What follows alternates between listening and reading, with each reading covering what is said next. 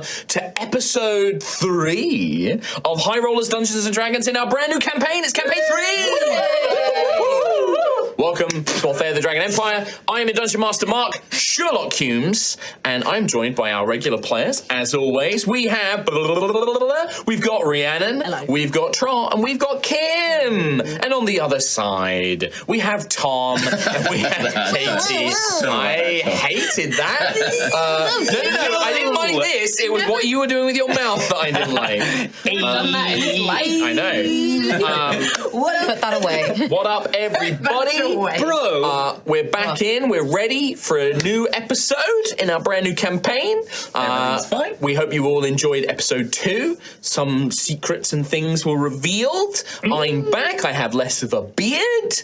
It's all go, baby. It's all go. And with that, there's not much to announce. Nothing to talk about at the top of the show, apart from just all that classic stuff. If you'd like to support us, make sure you go and tell your friends. Get them into the brand new campaign. Episode 1's now all available on YouTube. It's on podcast. They can start catching up, spreading the word. That's the biggest way that you can help us. And if you'd like to support us, you can always go on our Patreon. YouTube members. If you get Patreon, Twitch subs, and YouTube members all get early access to the VODs. Yep. All of that good stuff, and then you get all the extra little bits and pieces as you go around as well. And yeah. And also mother truckers. and a big we also have to big shout out because we're not just live on old Twitch anymore. No. A little shout out to our people watching over on YouTube as well. Hello, YouTube. I need to. So that is it. Thank you very much. We're going to play the intro now and then just jump straight into our recap.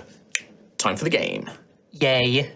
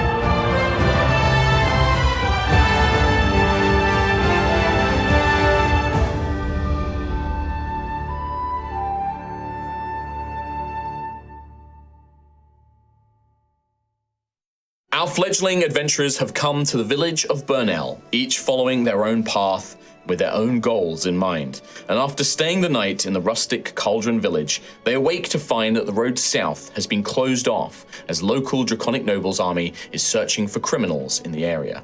Having found clues and a lead onto what happened, they believe the criminals and their conspirator ally to be hiding in Blackrock Mine, north of the village. And as the army prepares to go after them, the PCs move ahead to try and deal with the individuals themselves, learn the truth, and perhaps earn themselves some gold and the favor of the Draconic Duke in the process. At the mine entrance, the party witnesses miners fleeing for their lives as strange creatures chase after them.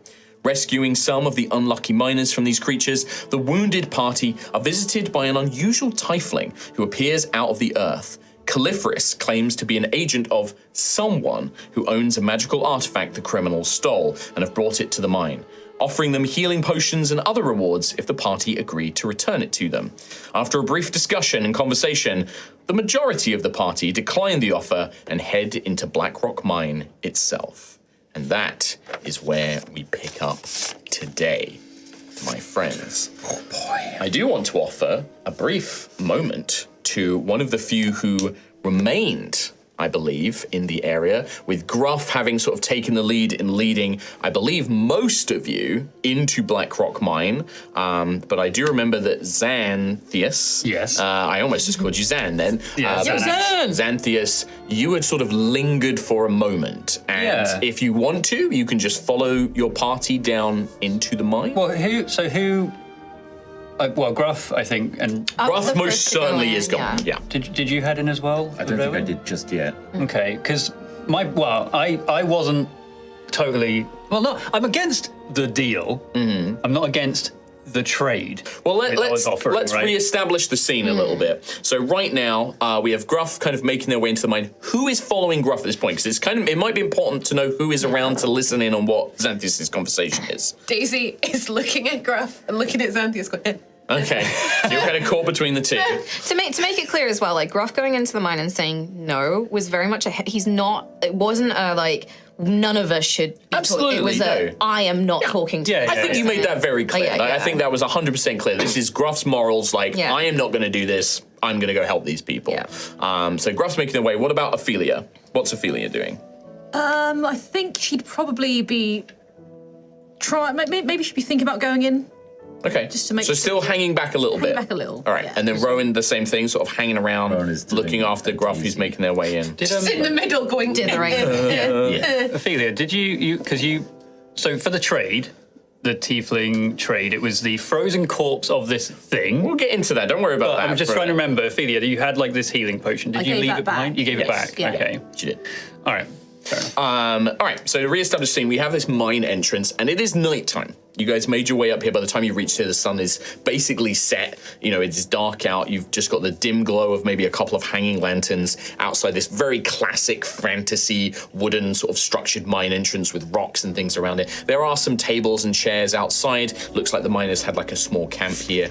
And sat on like a rock, leaning back, who first appeared, this tiefling first appeared to you in a sort of much more male-looking kind of persona. They have like green skin. Their horns almost have like a rocky appearance. You can see lots of jewelry, gold and gemstones, very richly dressed in fabrics. But now they seem to almost just magically, their body shifted and changed, and they now have a much more feminine looking kind of body shape, longer hair, that sort of thing, taking on this kind of thing. And sort of like looks over, sees like Gruff, and sort of is waving goodbye absently with a hand in the air, almost as if on a chaise longue, like on a rock. And is kind of idly, her tail now sort of whipping backwards and forwards, holding the potions, the 2 potions of healing that she had offered this Caliphorus, but now holding them and spinning them in her fingers, like she's literally doing the old pen trick, kind of swirling them around in her fingers. We see Zan kind of still there, looking down. You have the corpse of this creature, the Bellamorph, that Caliphorus kind of gave you some information about. Frozen, kind of thawed from the magical ice now, but perfectly preserved. Yeah, that's the scene that we see. Okay. I mean, I'll yeah, if I'm sort of going to be looking after Gruff as well, after what Gruff sort of said, and it would sort of strike a chord, I think, with Xanthius that I should be acting with honor, basically, that kind of vibe, I suppose. But Xanthius doesn't really act with honor, so trade's still on if you're interested. Oh, my dear, This frozen thing. My master and the other people that I work with, we have no interest in this. This thing, this is a creature of your realm and is connected to a being that I'd rather not trifle with. Oh, but you can turn into a lovely bag. Such a trifle really has no value to me. Maybe to one of your minor wizards or one of the minor wizards. She would say the minor wizard. She wouldn't say your minor wizard. Sure. That's Mark screwing up there. That's not a secret gotcha. Like, ha! That's just Mark. Yeah. Perhaps worth something to a wizard or something like that, but really, the cost of that I have in spades, my darling. No, I'm afraid not. Oh, what about... I'm trying to... What do you want? Xanthius, wasn't it? It is. Well, primarily, I'm wary that some of these people are marching in with little by way of resources and little by way of survival. So I'm not against taking one of those healing potions, and as I mentioned, maybe a little blood, if you happen to have any, for the one over there. Thinks she kind of puts she's got these long golden nails, like almost like claws, but they're very, finely crafted nails, beautifully painted. Puts one on like her lips, almost like exaggerating her contemplating it. I'll tell you what, I did offer these potions almost freely, but it seems your friends didn't want to take them. Almost freely? How about this? I'll give you a healing potion, and I can help provide some blood. I'd be glad to offer up some of mine if your friend is desperate enough. I just want one thing, and I think it's very fair. Okay. How I want fair? a drop of your blood. My blood? Hey, blood for blood, and I'm throwing in a healing potion for free. I just.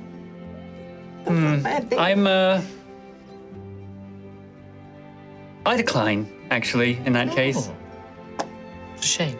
I sure hope you and your friends don't need any potions of healing down there. And she points in the mine. Oh, no, I think we do. It's just, you don't want my blood, I'm afraid. Oh, I'm sure I do. Just a drop. Look, I'll even... And she pulls out like a little charm. She pops it open and it's got a container which would hold a tiny amount of blood. Just enough to fill something like this. Ophelia, dear, how thirsty are we right now? And by we, I mean you. For blood. Well, I'm thirsty for blood all the time, but I don't. And you see, she almost like pulls her tunic aside. No, don't tempt me. I don't want to be rused into serving under somebody else. I already serve somebody. You wouldn't be serving anybody. I don't know if I can trust that. That is the crux of it, isn't it? Trust is such a hard thing to gain and so easy to lose. Look, you want blood. I'm throwing in a hit. All I want is a drop, and you can drink until your thirst is quenched. Ophelia, so we're on the same page here. I don't want to give up my blood. Just so we're on the same page here. Daisy's moving further towards Gruff. Just like, Yeah, what's Rowan doing at this point? I want to check in with everybody so everyone's got a fair moment. Rowan is looking really suspiciously and kind of scared at this conversation going forward, like the discussion of how much blood does Ophelia want, et cetera, but also glancing into the mines. And I'd like to know how far Gruff is in. Gruff is in darkness now because it is dark on the inside. Do you have low light? Because we changed it, so folks know I've got rid of a lot of dark vision for a lot of for characters. So now there is a thing called low light vision for some characters instead. I have low light vision. Yeah, so you would need a source of light. You cannot see in pure darkness. I do have a lantern. Yep. Would you like? So you've lit. Would Gruff have lit that as you start making your way in? Because there's maybe just enough light outside from the moon, from the crown, and from the lanterns and torches outside. But once you get into this mine, it becomes almost pitch black. I have a torch, not a lantern. Okay. So Gruff would pull out a torch and start lighting. So you can see this light that Gruff's lit, but he's getting further and further away, and it's probably Gruff. You start to turn and follow these kind of winding paths, and as soon as you do that, Gruff's kind of out of vision at that point. I probably wouldn't go too far. in. I'm not Stay too within sight proud range. that, I'd probably just be scouting ahead, Sure. Okay, Okay, good to wait know. for the So you kids to can catch still up. see Gruff, but they are far into the mine. So Rowan's making noises and stuff, but it's not enough to interrupt the conversation. It's like, we should go. We should wrap this up. If possible, Gruff. Ophelia, do you mind if we have a second huddle? Let's you can hear anyway. Fine. This blood thing. are you huddling with just Ophelia? Or are Daisy. you coming towards us? Do you want to hear any of this, Daisy? No, because if you come towards us, I'll take a step away from Ophelia right now. Because Daisy is scared of her. Okay, just real quick. So you drink blood? Yes. How often? As often as I need to. And where do you get blood? So I don't know where it comes from. It just is given to me whenever I request it. If you requested it now, would it arrive? No, How? because I'm not at home. Okay, so how long have you been here? A few days. And how long since you needed, A few days. Xanthus.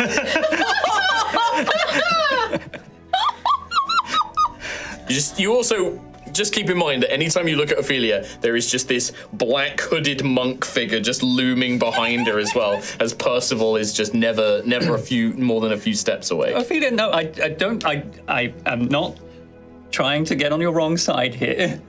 Just, what was your plan?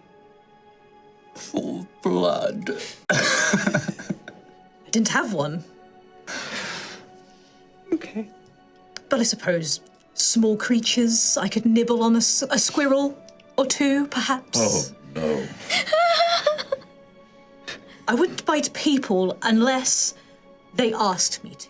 Okay, I'm good. not glad. going to bite you in the night, if that's what you're implying. No, that's almost exactly what I'm implying, actually. Unless... Oh? Oh, don't tempt me. I'm not tempting. I'll cut. No, look. You I'm don't covering have my neck. permission! You don't have permission! Oh, this night air is just so warm. Well, I don't have all day, I'm afraid, darlings. I am going to need an answer. Deal's off. Deal's off. All right. What do you want out of this? Out of what? This deal? Healing, supplies, so that we can survive down there. I don't know what's in there. I'm tapped out just from the things that came out from the mines. Something. You seem a proficient fighter. It's just I don't want you to go in there bloodless and weak. We will figure it out. Okay, good. And I'm not weak. How dare you? Daisy? I'm gonna need a scarf. I'm gonna go see Gruff. You do see, as Gruff and Daisy maybe begin to shuffle away, you do see as you walk past Percival, when Ophelia got angry, a skeletal hand clutches at a short sword hanging off their belt and is holding it, but hasn't done anything. But as you walk past, Caliphris will say, "Ooh, things are getting a bit too tense for me, so fair enough, no deal. Good luck. I'd say if you need help, call, but I think that boat sailed, so goodbye." And she just steps into the shadows and seems to disappear. She casts a spell. Daisy is really quickly walking towards Gruff. Yeah, well, let's- I'm going as well. And she's Sure. pulling Rowan along. I mean- and then she'll probably say to him, "Do you have any extra scarves? Because I don't think I can go to bed at night Oh, around her if I don't you have can have this one. I take my huge scarf off. It just bundles it around." it like wraps around you like a dress almost. You can just hear, "Do you think that she can still get me? So sorry, I can't hear what you're saying. Do you think that she can still bite me if I have the Oh, scarf? don't worry. I'll protect you. Thank you." And Rowan looks really nervously back over his shoulder at Ophelia and You kind of goes into the cave. Well, let me catch up with Gruff then. So Gruff, you kind of left that conversation. It's not been too long. It's been a few minutes or whatever. But just scouting out this initial part of the mine. Who also, I remember telling you that you guys found like a very crude map of the mines outside on the table. Who took the map? I think I looked at it to try and memorize. Then we'll it. say that Daisy has it for now. But I think I'll give the physical map to. I think I gave it to someone else. I think I gave it to you. Because I think I was having the conversation with the mine worker over the fallen Finn, and she said, "By She the pointed way, it out and- we have Yeah. this," and Sure, then Daisy okay. took So it. I've- So Just take a note then. internally- Sure. Got it in my head, but Sure. oh yeah, I've literally got it written down here. Perfect. All right, perfect. Looking at this map graph and like looking at this initial part of the mine, you probably can see that if you kind of step in, although it gets dark, you know, looking down, you kind of go around a corner, you can peer down in. This is a labyrinth of tunnels. Like this is a mine that has just sprawled out. It's probably been worked for centuries, so it's quite expansive. There are the occasional lanterns, you know, flickering with dim, sallow yellow lights from years of burning away at the oil. You know, they might not even last much longer, but there is occasional pockets of light here and there, mainly at junctions and intersections of these labyrinthian tunnels. Everywhere you look, there's this worn wooden strut scaffolding kind of like holding up the ceiling. It's very rough. There aren't necessarily tracks, but you see like wagon ruts. There's not mine carts, but it does look like hand wagons and hand carts are pulled here and there throughout the mine itself. Looking in, you immediately, Gruff, know that this is complex. Like this is a very expansive mine, and unless you really know where you're going or where you want to go, that's going to be tricky. And the map that you have is crude. It's not a complete, like, perfect detailed map of these mines. It is hand-drawn, very rough, like, there's markings on it, things like, new vein here, question mark, try this area. And you can see that it's marked that there are several levels to the mine as well, like it goes deep down. So you kind of get to scout it out. When you step further in as well, these guys, as they're beginning to catch up with you, there are odd noises coming, and it's just echoing through this mine. Like, you can't tell exactly where it's coming from, but there is noises of, like, skittering. There is this kind of deep, kind of like thrumming, noise, like this bassy reverberance. And Rowan, as you get closer, you would begin to hear this kind of disturbance. Almost like a cry of pain from the earth itself. I think just before everyone catches up, there would be a moment in the dark where Gruff's kind of just looking around, looking at the map, looking around, listening to the skittering. And if anyone was there, they would see his kind of confident, like his when he was just like giving his big speech about honor and not like dealing with tricksters and stuff like that. And walking in, he had that big, confident, wide set stance. And it would just shrink for a minute. And then he'd just go, oh, bugger. And then as the gang catch up, he would again be like, looking at the map, holding the torch. Yeah, this is definitely, I like to imagine that we almost kind of see a little, not necessarily flashback, but in Gruff's mind, a kind of like back in Tremoro and like, I'm going to go on an adventure and I'm going to be, I'm going to do all this stuff and it's going to be great and I'm going to help people. Yeah. And then we cut back to like this terrifying dark. The reality settles in. Can I, before we go on any further RP, I'd like to get everyone's passive perception checks, please. You want to see my pee-pee? Wow, you don't have to phrase it that way, but sure, please. Chris Trott, show me your pee-pee. Do you want me to roll for it? No, not yet. No. It's only when everybody sees it that we roll for that. Oh, that pee-pee. Yeah. No, this is your passive pee-pee. This is your passive perception. So you 12, Rowan? Yes. Ophelia? 13. 13, Gruff. I'm pretty sure mine is already higher than Nova's, and it's 15. Wow. 15. Yes. Sam? 9. 9. That was Such a Nova, gorgeous yeah. PP. 11. 11. So Gruff is the most perceptive of. Hey, Nice. Alrighty. 15. biggest PP. God damn, huge. All right. You're just like, where am I? That's what you do. Xanthias, Ophelia. Yep. Yeah. The others, Rowan and Daisy have abandoned this conversation and now catch up with Gruff. What happens? What's is there a conclusion to this little I moment? think if we are starting to walk into the mine, See the others certainly go off left. yeah, like the conversation as we sort of cross the threshold, I suppose, becomes like this whispered thing. But I guess in the caves, everyone can hear this, like these hushed, like harsh S's and stuff like that. Just so we're on the same page. Again, I keep saying that, but we're on the same team here. I'm aware of that. Good. I'm not aware of Osseous and your customs, and just as much as you are willing to learn about Altheya and our customs, I just don't know how things work. I didn't mean to imply you were weak. I know you're not. I just meant weakened. I regretted it the moment I said it. I'm apologizing for that. I'm so sorry. It's fine. It's okay. It's okay. We'll just get this done. Okay? Okay. Percival lets go of the sword hilt. Thank you, Percival. Thank you, Percival. Daisy will probably, if this is echoing, just say to Rowan, I think he's making good with the scary lady. I hope so. I think it's for the best. I don't want her to bite all of us. I don't want her to bite us. So finally, Ophelia, I'll offer a hand out. Xanthias Oregon, pleasure to meet you. Pleasure to meet you, Ophelia De La Rosa, House of Blood. That's a blush. House of Blood. House of Blood. Here's my business card. Business. I should. Seeing this kind of very formal exchange, and this handshake is a very Althean custom kind of thing. A skeletal hand will emerge from the road. With a business card. My right hand is shaking Ophelia's. shake Left his hand. Yes. Oh. Pleasure to meet you also, Percival.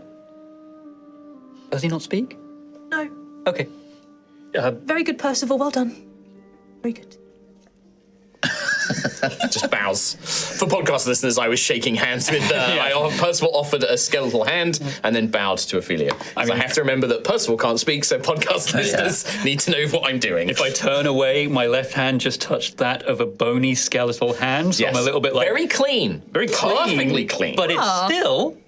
A skeletal hand, so I'm a little bit like. And there's that unnatural thing with animated skeletons where the bones shouldn't be held together because there's no sinew, but they're just magically like in place and unholding together in that kind of regard. And there is this kind of cold, kind of dusty feeling, but it is very clean. Like there's one thing you notice about Percival, he's a very clean skeleton. Clean boy. You're on the same page. Yes, same page. Yes. I'm glad they have that phrase in Osseous too. With the Draconic Empire. Sorry? Earning favour with the Draconic Empire. The Dukes, yes. Ignarix, Good. yes. Yes. Good. Good. Wonderful. Let's go then. Nice to meet you. And you. On the way? Yes. And that's the point where you will gather together, because these two won't stop unless I interrupt. That's why they're not allowed to sit on the same side of the table. But yeah, at that point, Rowan, Daisy, Xanthias, and Ophelia come up behind, and Gruff, you are now all together. And Gruff presumably has the map out and is like shining a lantern, like Trying to look heroic. Yeah, it would very much so. Probably would look very heroic, like staff and shield. That's a good point. If you have your lantern and map, just keep in mind that your shield and staff are on the back. Yeah, so you don't have your shield out, your staff either at the moment. But yeah, you guys see this labyrinthian mine. You have this crude map. My question is, what's the plan? What are you doing? What's the aim here? Hello, Gruff. Hello, Rowan. It's good to see you. You look shaken. Are you okay? There was a little kerfuffle back there. Oh. You see Daisy's wrapped up in Rowan's scarf that's way too big, and you can just see her eyes above the scarf, and she's just looking scared beside him. Are you cold, little one? Yes, she is cold. But you have a map. You have knowledge. I'm ready for you to guide us, Gruff. Aye, and We can do this together. guide you I shall. It's a crude map, elevation and distance. Question for Gruff: Are you Bullshitting? Yes. Are you proficient in masonry or anything like that? No. So there's a lot of symbols. Fisherman. No, that's clarifying it for the audience's benefit. So there's a lot of symbols on this map. Like, the map is really just outlines of tunnels, and then there are tons of these symbols that mean nothing to you. You can tell that, like, okay, it seems to be they refer to several different levels, and there's, I think, 8 levels of this mine, and it branches out in all these different ways. But there are also, like, weird boxes and, like, symbols and designs on the map that you just don't really know. They're like mining language. It would be like a kind of like lingo or like shorthand or like, like when you see a road sign, if you don't know, there are certain road signs where like if you don't learn them, you wouldn't know what they are. It's kind of a lot of that I don't know language. half of them. Yeah. That's dangerous. I'm reporting you to Cartographer's tools, so I can add to this map. I would probably say, I'd say, like, yeah. you're a man of the earth. You know about pebbles and rocks and that. Do you know what these symbols mean? Do you mind? Yeah. So with cartography proficiency, you definitely can read the map. You can actually use the map. Gruff can't really, like, he can look at it, but it's so easy to get turned around and which way. But you can actually use this map to help you navigate. You don't upside down. Yeah, it was upside down. Yes. Because there's a very kind of like simply drawn compass but it doesn't. It's not the kind of compasses you're used to. And I think as well, Gruff would have been like, I think we need to go this way, and like trying to like be very confident. Maybe it's not upside down. It's like to the side. So you like rotate 1 degree. Absolutely, yes. But a lot of these symbols they don't mean anything to you because it is like a mason's or like miners kind of like shorthand. So like they're not common map symbols. They're like specific for miners. But you can use this map to navigate. If you need to move around these mines, if you make any sort of like navigational checks, you'll have advantage as long as you can use the map with cartography. So you'll actually have advantage on rolls like that. Great. I don't want to take the lead or anything on this, but I can read this much like you can. But yeah, you make the decisions. I honestly, I bow to your knowledge. Oh, that's so kind. Thank This is where we are, by the way. Yes. Not over there. Not over. Okay, yes. I And must we're have heading up that way. Okay, I can lead. Yes. And I know you can.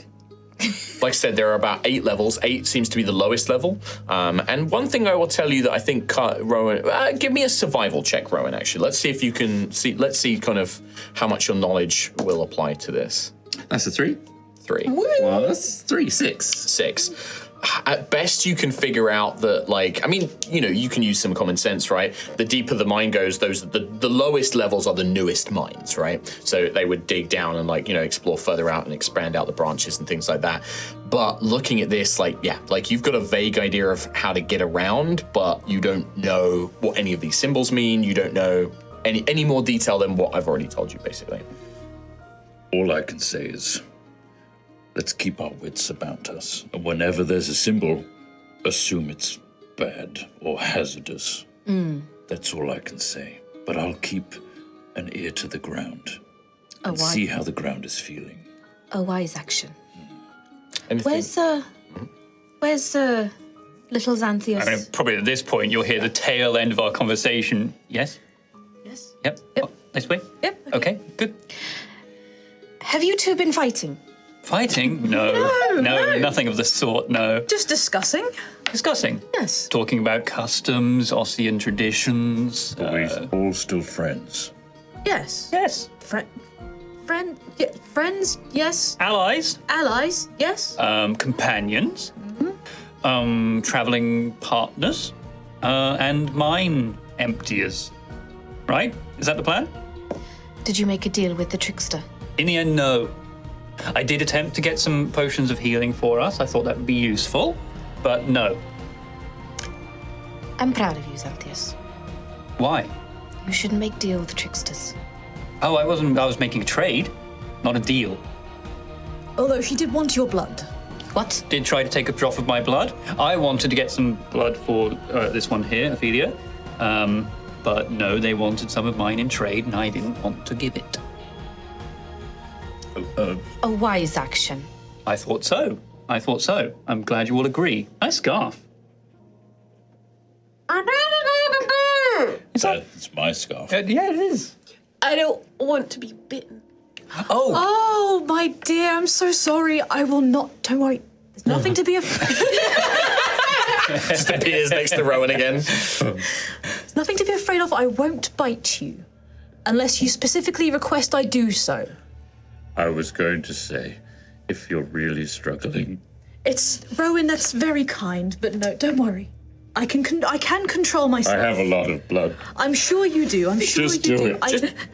Just in case you've not picked up, because obviously we've all seen the character art, but I think this is the first time like Rowan's like really like his arm's very visible, and in this low light, you can see that Rowan's kind of grey purple skin becomes this blackened, almost burnt like, but it's not charred. There's no scarring, but just almost blackened like skin in the hands, and all these patterns, these kind of like geometric kind of shaped lines, faintly glow with this green light here in the dim light. Like there is this very unusual patterning, which for Ophelia, maybe this is just, you know, he's clearly bigger, maybe he's some sort of, you know, race here in Altheya, but like this is probably the first time where you're holding that arm out, Rowan, that everybody can really... Bulging forearm. Yeah. And in the dim light, that glowing is more prominent as well. In the daylight, it's not as visible, but in underground, it's much more visible. I'm just looking away and The markings on your arms, they're Rowan. They're remarkable. No. I shy away from that. Oh, I'm sorry. I didn't mean to point them out. They were just drawing the eye. Thank you. Carry on. I'm sorry. That's okay. Where are we going? This way. Daisy, as they're having this conversation, you've got the scarf, you're just watching this. Maybe, you know, up to you whether you feel calmed by what Ophelia was saying. You do hear Nim. Mm-hmm. Little one, there is a strange presence here. It's far away, but the touch of the plains is strong here. I feel the presence of something from the primordial courts. I do not have much experience against them, but I can feel their presence nearby. Bad presence? With the primordial court, it is difficult to say. They were my enemies, But whether they will be yours, I do not know. But it is powerful, though. For me to feel it at this distance, it must be quite potent. Okay. Is there anything that if you know we have to fight, is there anything that would be particularly effective? I will not know until I know what we face.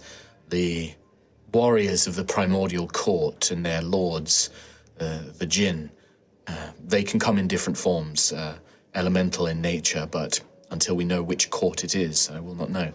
We are in a mine, yes? Yes. I suspect it is someone from the Earth Court, then, that we must deal with. They will be toughened, and they perhaps have control over earth and stone, and enhanced durability. No obvious weaknesses to what I know. But as I said, I did not fight against them very often in my time. Mainly I fought against the Hellion. That voice has like a bitterness to it when they say it. If we get close enough, then maybe just check back in again. Maybe we'll just. Of course see I how it will. goes. Of course I will, little one. I will always look out for you and give you what I know. Also, if Ophelia tries to bite me in my sleep. Oh, do not worry. Okay. Do you think it's okay if I take the scarf off then? Yes. Okay, I'll give Whether or not I do not know what her intentions are, but I can promise you that she will be in for a painful experience should she try. But now I can't cook it. You don't know this. Easy All up in the brain. Just for future reference, all these conversations when you have, are they Unless out I loud? say it's out loud, it's not out loud. So you can have. What do you look like when you're doing them? This Is it like in Heroes when we're all doing messenger? Probably not as bad, but in this environment, it's dark enough and people are having. And it would also got probably the be scarf. while you guys were having the your conversation. scarf. Yeah, keep in mind So that, she's probably just like keeping to herself for a minute. Yeah. But yeah, sometimes I think if she's completely on her own or if she feels safe, she finds it nice to talk out loud. But the rest of the time it'll be. You can. Okay. So I can, but it's safe to assume you probably won't hear it unless I tell you you do. Yeah. Okay. Nice. And also, keep in mind that like while you guys are having conversations, this. Oh no, I didn't think I was going to hit. yeah, It's also, yeah. I mean, if it was out loud, scarf is for us. Yeah, you just muffle. Okay. So after that, Daisy will unwrap the scarf and you hold it up to Rowan and be like, "Thank you." Oh, if you're cold, you can keep it. No, that's okay. I feel better now. Okay. It's back. It's a back on. Nice. And I've put light on my dagger again, Okay. so that I've got Rowan also put the scarf over the front a little bit so that his hands are covered up. I think Daisy's kind of sensed that he wanted to cover his arms a To little wrap, bit. yeah. Alrighty. Gruff. Okay. So, my question still remains though. This is a big, big mine. What is the plan? Do you have somewhere in mind? Are you trying to go somewhere specific or are you just going to start exploring? Because it depends on what you want to do. I think we should go this way forward. Delicately. Why are you whispering? Just so that you can tell everybody. Because you're the leader. He's so sweet. Gruff stiffens at that. Like, you know how like when dads can't express emotion and will do everything to lock emotion down? Yeah. Bury it deep inside. It's getting real red in the face. Well, rough. Yeah. Red in the fur. Yeah, red in the I don't brain. know. There's a little mistiness in his eyes.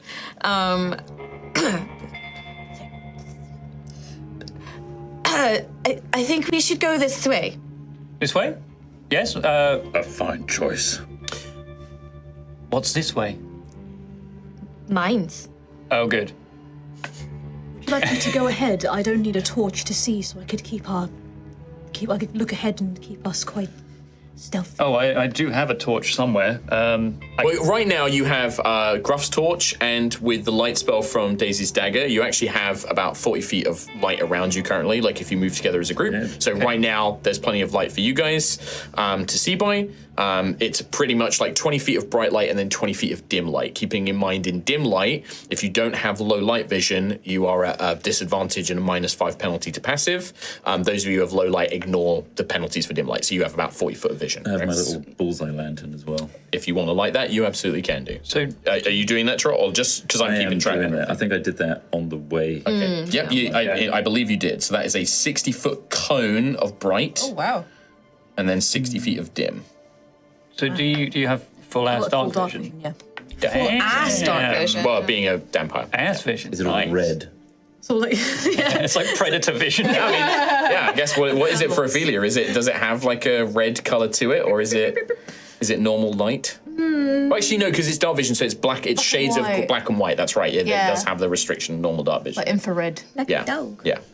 Does it make a noise when you activate it? Great. So just keep in mind, those of you who do have a light source, like Daisy, like you have to hold it. It's your dagger anyway, so you're probably holding that. Rowan, one of your hands is holding a lantern, and one of your hands, Gruff, is holding a torch. Just keep that in mind. I'm going to be a lot more on stuff like that. That's fine. This time around. I also have a torch, but it's not lit. It was lit on the way here, but Are you holding it though? it's in my bag. It's in your bag. All right. So. Back. It's around. So I it put it sounds out. like you guys. All of the burns. And then Xanthias burns. So it sounds like you guys don't necessarily have it. You're just going to start exploring. All right. In that We're case, sticking together though, right? Yeah. yeah. Together, yeah. So in that case, we're going to use some journey rules. This is what is basically a short journey, so it's going to be like within a location rather than like going from like town to town. But the rules are going to be very similar. And if any of you watched our playthrough of the Lord of the Rings role-playing game, I've actually taken a lot of the mechanics from that, and we're going to be Nice. using those in that. So Homebrew. Homebrew. So the way this is going to work is there are 4 roles: guide, scout, quartermaster, and lookout. All 4 roles must be filled. Taking on multiple roles incurs a penalty. I'm not going to tell you the necessary skills that are going to be related, but the guide's job is to navigate and to find, basically guide you on the main journey. The guide is kind of the leader of the journey, right? Okay. The scout's job is to keep an eye out for things like shortcuts, potential dangers, like in the landscape and stuff like that. Kind of let you know of anything else. The quartermaster is to look after supplies. Now, on a long journey, that'll be like rations and food and water. On a short journey like this, where light is a big factor, it's going to be monitoring your torches, how long they last. Torches only last an hour. Lantern only lasts 6 hours. Making sure you've got enough oil. Making sure that like you've got like ropes and things that if you need them, like it's going to be responsible for doing that stuff. Okay. And then the lookout's job is literally to look out for enemies and potential dangers and stuff like that. All right? Well, lookout makes sense to be you. Yeah. With dark vision. Sure. True. I think I'd either scout because I've got the survival instinct. Maybe. Yeah. I will say that if you are the one, because you have cartography things, you'll have advantage on reading maps, and that will help you as the guide. Guide. A guide is like the one who's reading the map and Guide. figuring out where to go. I will guide. So lookout, guide. So we need quartermaster and Scout. Probably be good as either lookout or scout for me. Best. Yes, you we can have also one help to as well. help. Yeah, So if you have somebody left over, You got nothing. I don't know. You can help someone as well. I'm moral support. yes, you can help. You can offer the help action as well. I think But all 4 roles must be filled. given there's 5 of us, someone's going to have to take help, Yeah. right? And you've got perception out the ass, so I've got quite high ass perception and survival. So Okay. Maybe you can help with. so lookout, guide, and scout and quartermaster is left. I feel like Gruff could fit into either. Maybe quartermaster. Yeah, because I've you've got cat eyes. So Ophelia's going to be lookout. Yep. Just so I've got this down already. All right. So yeah, you've got scout and quartermaster to go. I'll do scout. All right, Scout. Daisy for scout. So I'll do quartermaster, and then you can help who you fancy. I will help. Rowan is already getting advantage because he can read the map, because you Yeah. have a map of the mine. I think I'll help Daisy. Hello. Alrighty. All right. So you make your way and you begin wandering through Blackrock Mine. unable to read the strange language and codes of the miner's map, you have to rely simply on your own instincts to begin to explore around, finding ways to look for clues or listen out for signs of where Marion and these criminals might be, what might be happening here. Rowan, you have the map in hand, and with your lantern, you are the guide. I need you to make a survival check, please, with advantage, as you have the map. That's a natural one. Good job, you have That's a advantage. 17. 20. 20. What a swing. All right. because these are mechanics I'm going to use a lot, and I want you guys to learn it, so we're going to make journeys easier in the future. Yeah. The DC in general for a journey like this is 15, so Warren succeeds. Because you got a 20, means you succeeded by more than five or more, so you got 5 or more above. So what that means is you've earned 3 progress in this journey. Okay. Very Right. cool. And we won't know our progress total. I'll tell you, don't worry. Another question, So you've earned actually. 3 progress, and then you'll encounter an event, right? So if you got just a normal success, if you'd only beaten just the 15, if you got like 15 to 19, you'd earn 2 progress and then have an event, right? If you fail the check, you get 1 progress and have an event, and if you fail it by more than 5, you get no progress and still have to pay an event, right? So there's always going to be an event every time you make a journey. Cram it with progress beforehand. Right.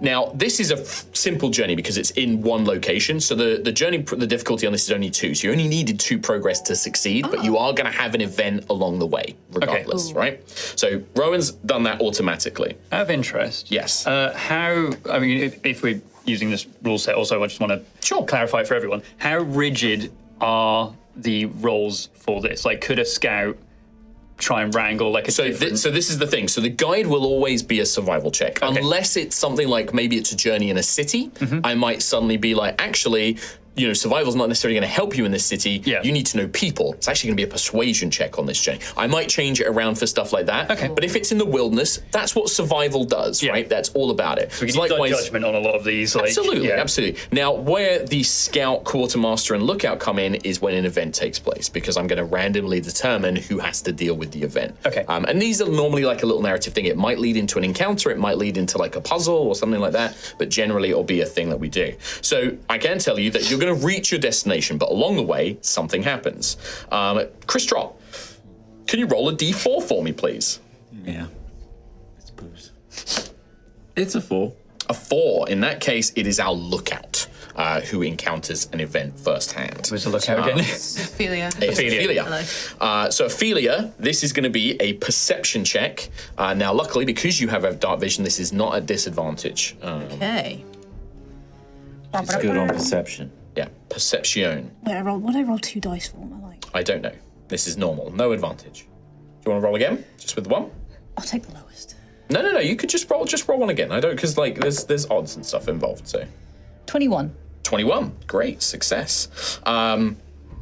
So, what you encounter, Ophelia, is as you're making your way through these mines, as you begin to journey, you're beginning to get a sense and you're beginning to understand some of these symbols. Oh, this symbol means this is a dead end. Oh, this symbol means it's a vein that's being closed off. Oh, this symbol means that this area is unsafe. And that's one of the things that you find out. As you're making your way just ahead of the group, you start moving down a corridor, this kind of worked mine shaft, and suddenly underneath all of you, there is this deep kind of reverberation, this thum, and it causes, you know, pebbles and stones and dust to fall from above.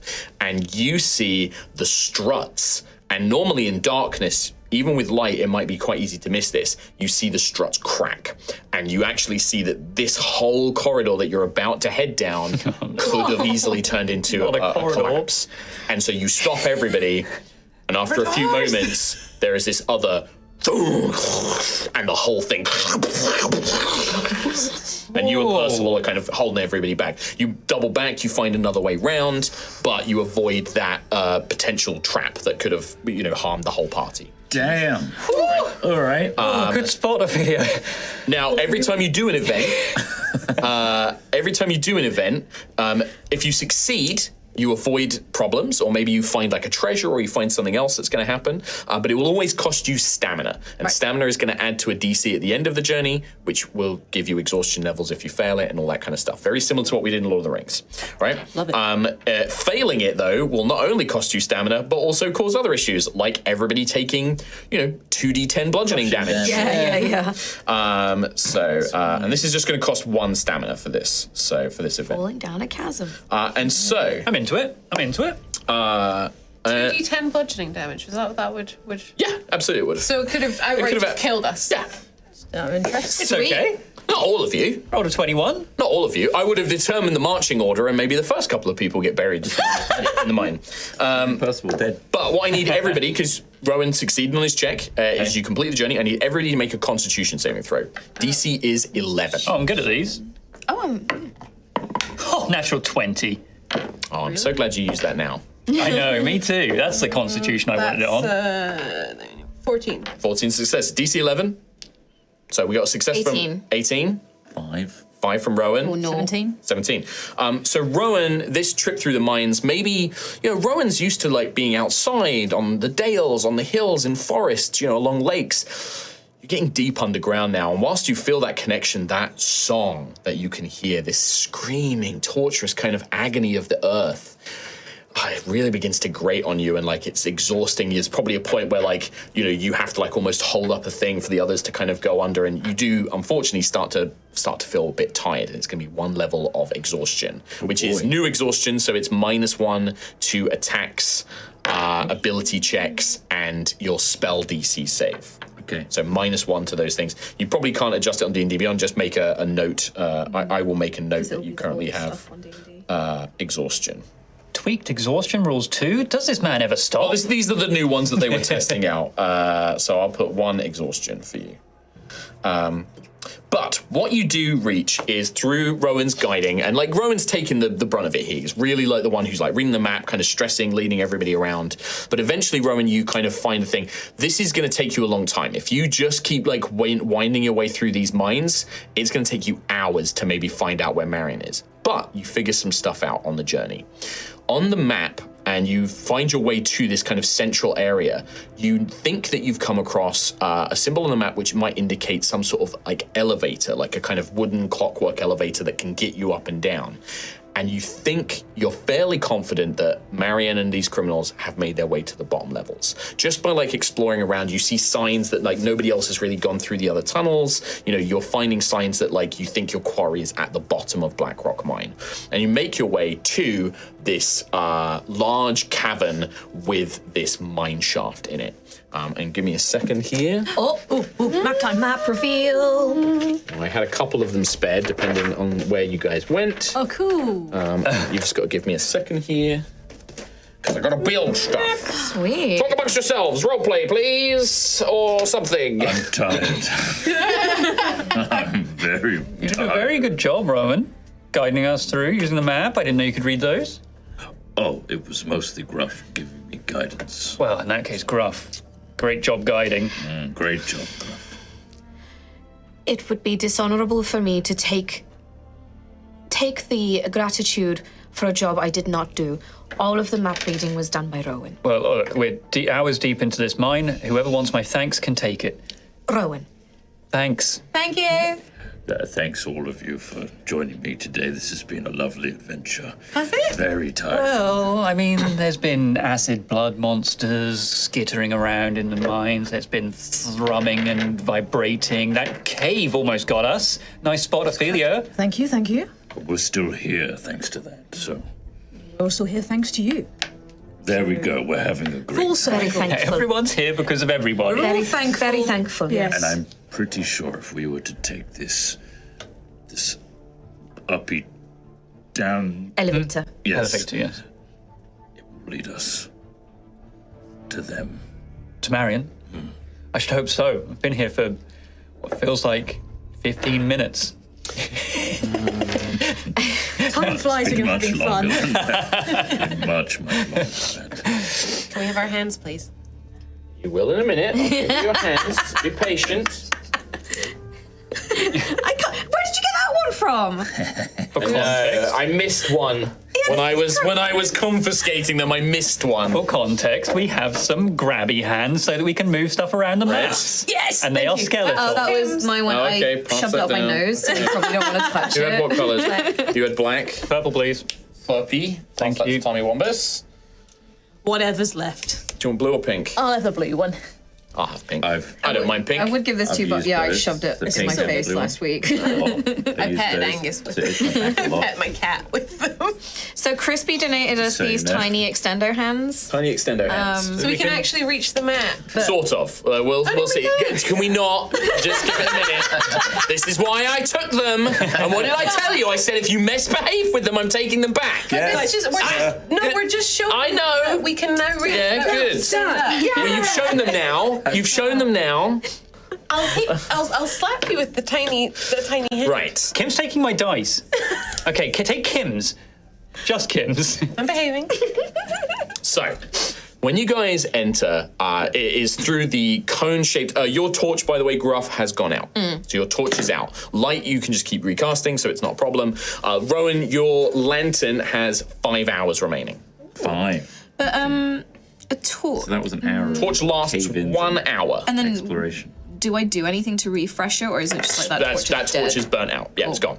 So I need So if to you have remove multiple, it. yeah, you need multiple torches. Oh, yeah. how many have I got? Oh, I have 9. 9? Yeah, everyone should. I think everyone has 10. Well, usually. it depends on if you start. If what in you start that with. in the yeah. usual pack, it starts with 10, doesn't Yeah, it? it does. So I have another one, but I'll leave it for now because I think Right now, you've got this huge Yeah. cone that Rowan is pointing around. I've got mine. bag?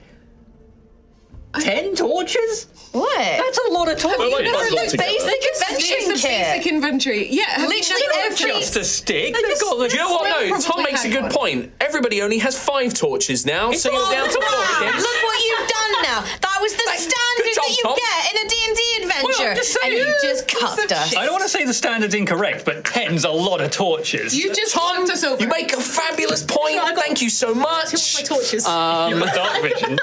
So I've got 4 torches I now. got 5 to give out. Oh, can I You don't 10, have any please? torches. There's no way you would have any. You don't need them. No. No, wait, please. Can I have yours? I need Thanks, 10. Tom. Thanks, Tom. You fucked it. I didn't fucking. You've got light. He's got a lantern thing. Yeah, but some people don't have light. Right. Anyway, enough arguing about the torches. 10's a lot. What you guys, so from your current position, as you enter into this large kind of central chamber, is you see a central circular mine shaft that leads down. You can see that there is this kind of stone and wooden structure that's built around it with iron bars that completely engulf the whole thing. Like, it looks like a cage, basically, that the lift is contained in.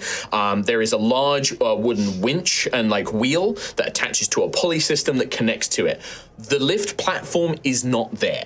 The ropes go down, Okay. but they are, they're right to the edges, thick kind of ropes, and they go all the way down.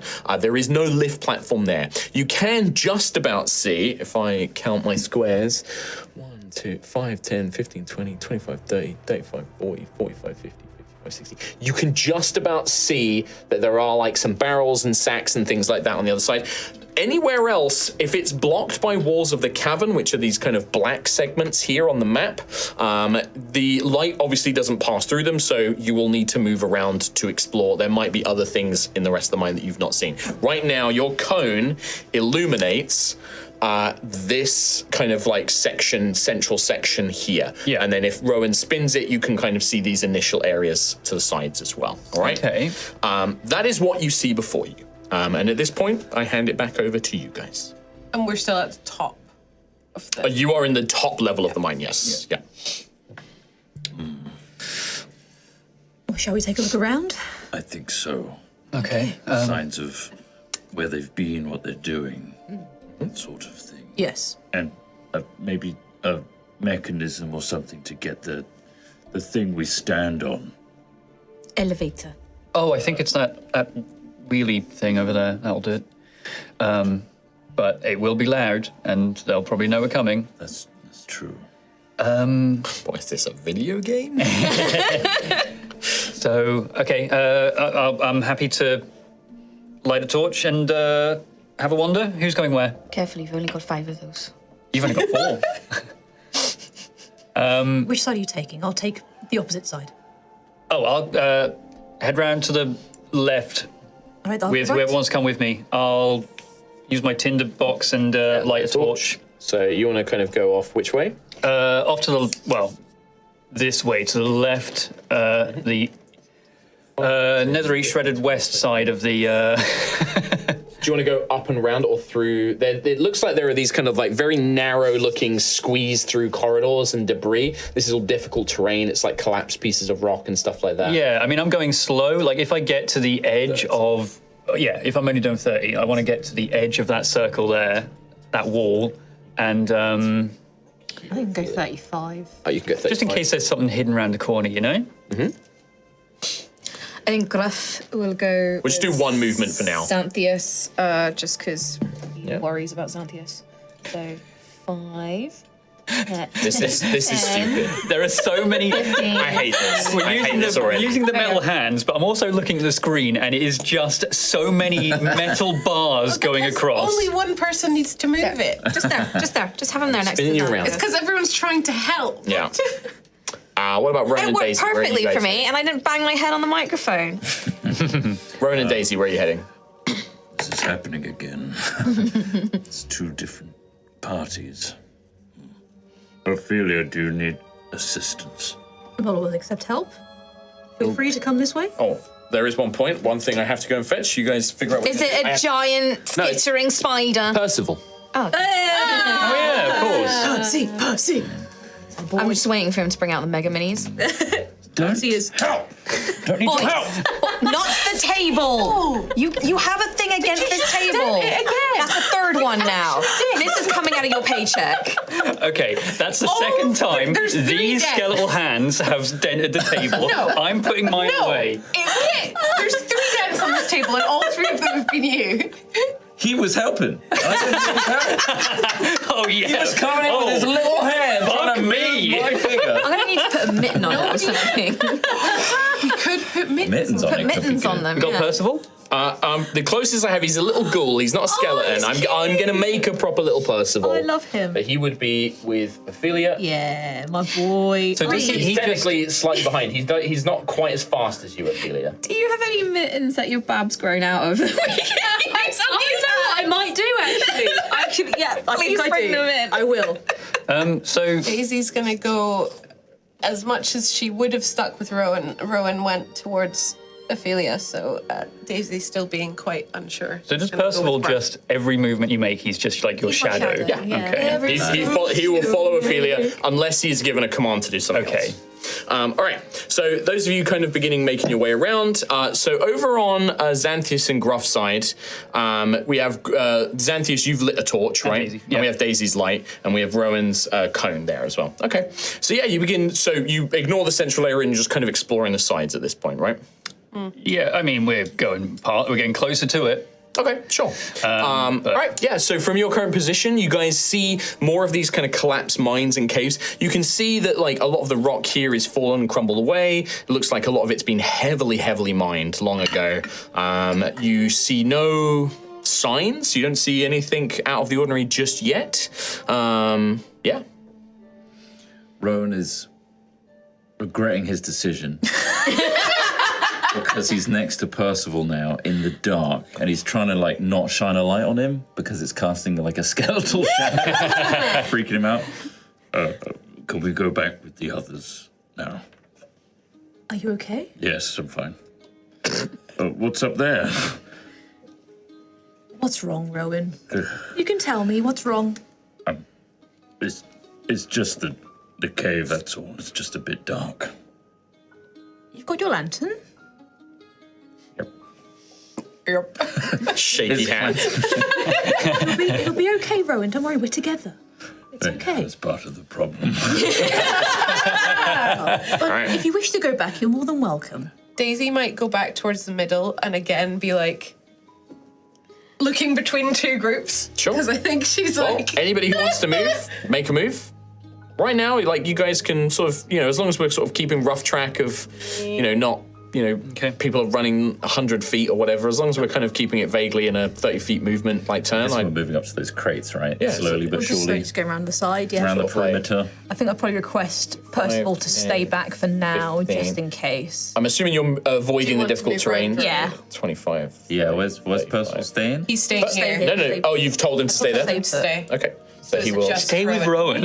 I do a really awkward wave at Percival as I leave. One person. That's why I was doing it. One person. You knocked this one over as a point. That's fine. You'll be just behind because Ophelia has faster movement speed than you. Percival's loitering in this little alley, Okay. blocking it off. It's nice and safe there. Oh yes, we For now. must What keep about Percival's what about Xanthius and Gruff? I'm happy to press forward unless you have something to say. I think it's just muttering like a nothing display, nothing over there. You see anything? No? Okay, good. Okay. As a point for Xanthius and Gruff, there is either you have to kind of squeeze through this narrow channel or make your way over the disturbed stone. There's like a difficult terrain, so you have this kind of small section here that you can squeeze through, or you would be walking over the disturbed rock After and you. stone. Please, you first. I love how everyone's just like, why is Mark pointing out that this is... Gruff would be in front of you anyway, so Gruff would be leading the way. Carry anyway. on. And he will squeeze through the. 10. So yeah, 5, 15, 25. I have 35. 30. Oh, Yeah, 35, so you can get to here. I have just 30. So what about you, Xanthius? You going to squeeze through? Yeah, if I can avoid the rough terrain, I suppose. 30. Just get to the other side. So you're kind of still like you're trying to avoid this like big landslide of disturbed earth, but whereas Gruff, you've kind of stepped a little ahead from your position. The two of you, Gruff and Xanthius, now that you can see 20 feet, just in the dim light, you have low light vision, so you ignore that. So for you, it's 40 feet of light. You do begin to see scatterings of, you see some more tables over here with some crates stacked on top. And No, you my begin to Baldur's see, Gate instinct. Oh no. Open begin every to crate. see blood Oh. on the ground in the light. And maybe a Have you been this way, darling? you see just on the corner here in the poor very Rowan. in the very distant edges of your vision before it gets too dark, you think you can see an arm just sort of sticking out I bet on the it's just ground out of the darkness. It'll be just an arm, won't it? Yeah. He's armless. Boom! Gruff, do you see anything? Squeezing through this. How squeamish are you, Xanthius? Squeamish? Why? What do you see? Oh, no! It's a little bit out of your range, but if you kind of step up to I next to suppose Gruff. in the movement, the consistent slow movement, yeah. Yeah. What about Rowan and Ophelia? What do you guys do? I think Ophelia would start making her way towards the crate and the little bags one over and here? bits. Yeah. Yeah, I'm just slinking on behind. 25, 30, easily enough, and then Rowan, you can get there as well. Inspect. Sure. Down there. What are you searching? Yeah, give me an investigation check. Okay. Both of you can. You're both there. 4 total. 7. Well, for Ophelia, Where's the crate? rummaging around in things is work. Human. That's undead work. Yeah. You look over it. The crate, just seems to be maybe full of sort of like broken pickaxes and things like that. It doesn't look like particularly interesting. The barrel's sealed. You don't know what's in there. don't Opening care. it requires effort. Yeah. The sacks appear to just be like sandbags. They're just used as like maybe to weigh things down, maybe this lift platform or something like that. And Rowan, for you just glance around. You don't have anything to open that barrel with. The crates don't seem to be anything. You don't see anything of importance. The two of you do notice this large like winch device, and you do see that it is basically uncoiled. So it looks like whatever it is you'd have to wind it to like load it up. Immediately you can tell that this winch absolutely controls the lift. It needs to be basically activated and turned to get the lift moving, and it might need to be done for different stages of the elevator, basically the lift. Easily enough to tell that. You can see that otherwise the shaft just goes straight down. That's it. That's what you see from that position. Daisy, what are you doing in the middle? I was gonna move around next to the lift Sure. to sort of around. Can I just have like a peer down and see if is that feeling of like that sound and everything coming Yes. from down there. Yeah. Yeah, Nim will tell you, yes, whatever it is down there. And you can see on the map there is this kind of faint light. And at the very bottom of the mine, Daisy, as you peer down, there is this faint purple light at the very bottom. Okay. Right, well, while you guys do that, Gruff and Rowan, Gruff and Xanthias, I want to keep bouncing around here. Call the others over. They seem rather preoccupied over there. I can't see them. It's a bit of blood and there's an arm. Oh, good. Okay, what do you want to do?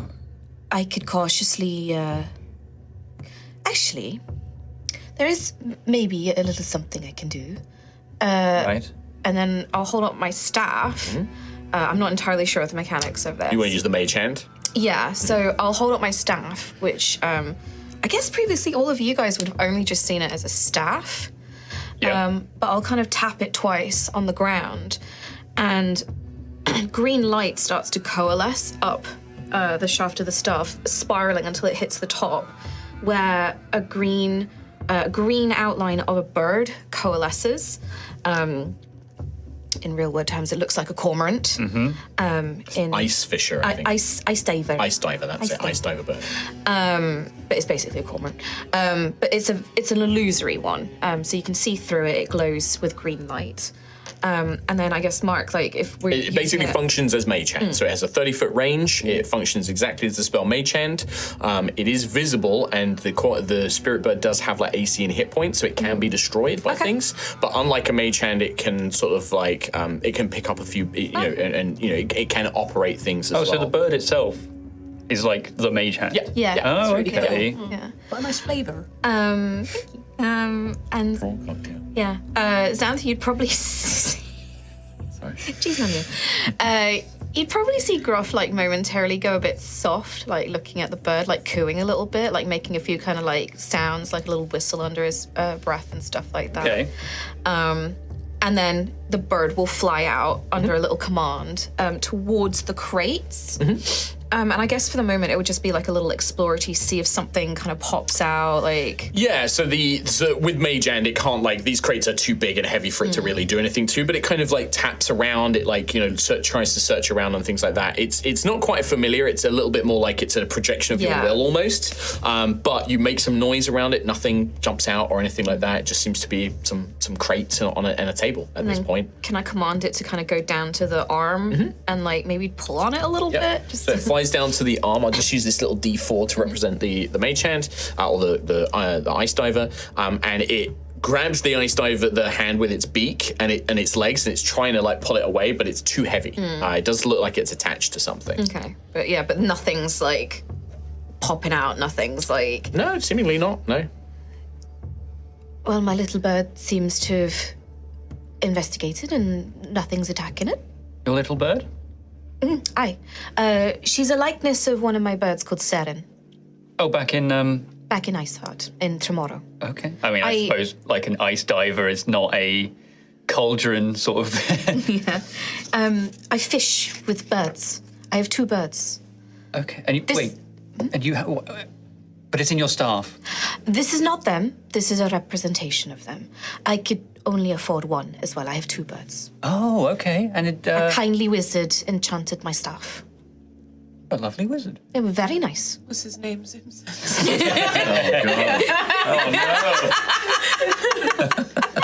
Who's to say? He came visiting our village. We don't get a lot of visitors. So that was strange in itself, but he was very kind. Now, I'm asking just what was the thought behind sending the bird out? See if anything disturbed, anything was lurking in the dark. In case something attacked it? The bird? Aye. You're happy with that? This is not my bird. This is an illusion. It will come back. This is an illusion. Whilst you guys do that, I just want to jump in and check in with the rest of the team. So we'll have Rowan and Ophelia, and then we'll do Daisy.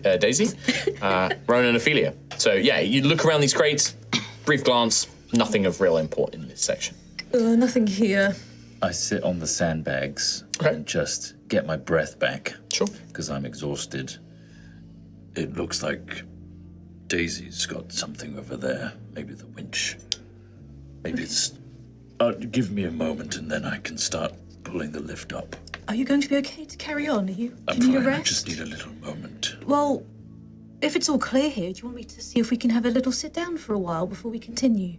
Oh, no, I wouldn't want to stop the momentum. We're against the clock. Bad stuff's happening. Yeah, and it's like you're tired. It's one level of exhaustion. So like you're tired, but you can definitely still Just need function. a little sit. Yeah, a little I'll sit. be fine. You keep me posted. Posted. As in, you let me know if you Oh, yes. need help. All right. Ophelia, do you want to do anything while Rowan's having a sit? I'll have a look. I'll go over to Daisy and to see what Daisy's sure. up to. But on her way, she'll be like sort of dancing her way over, like because she's just done a little bit of busy work, so She's she needs to. right.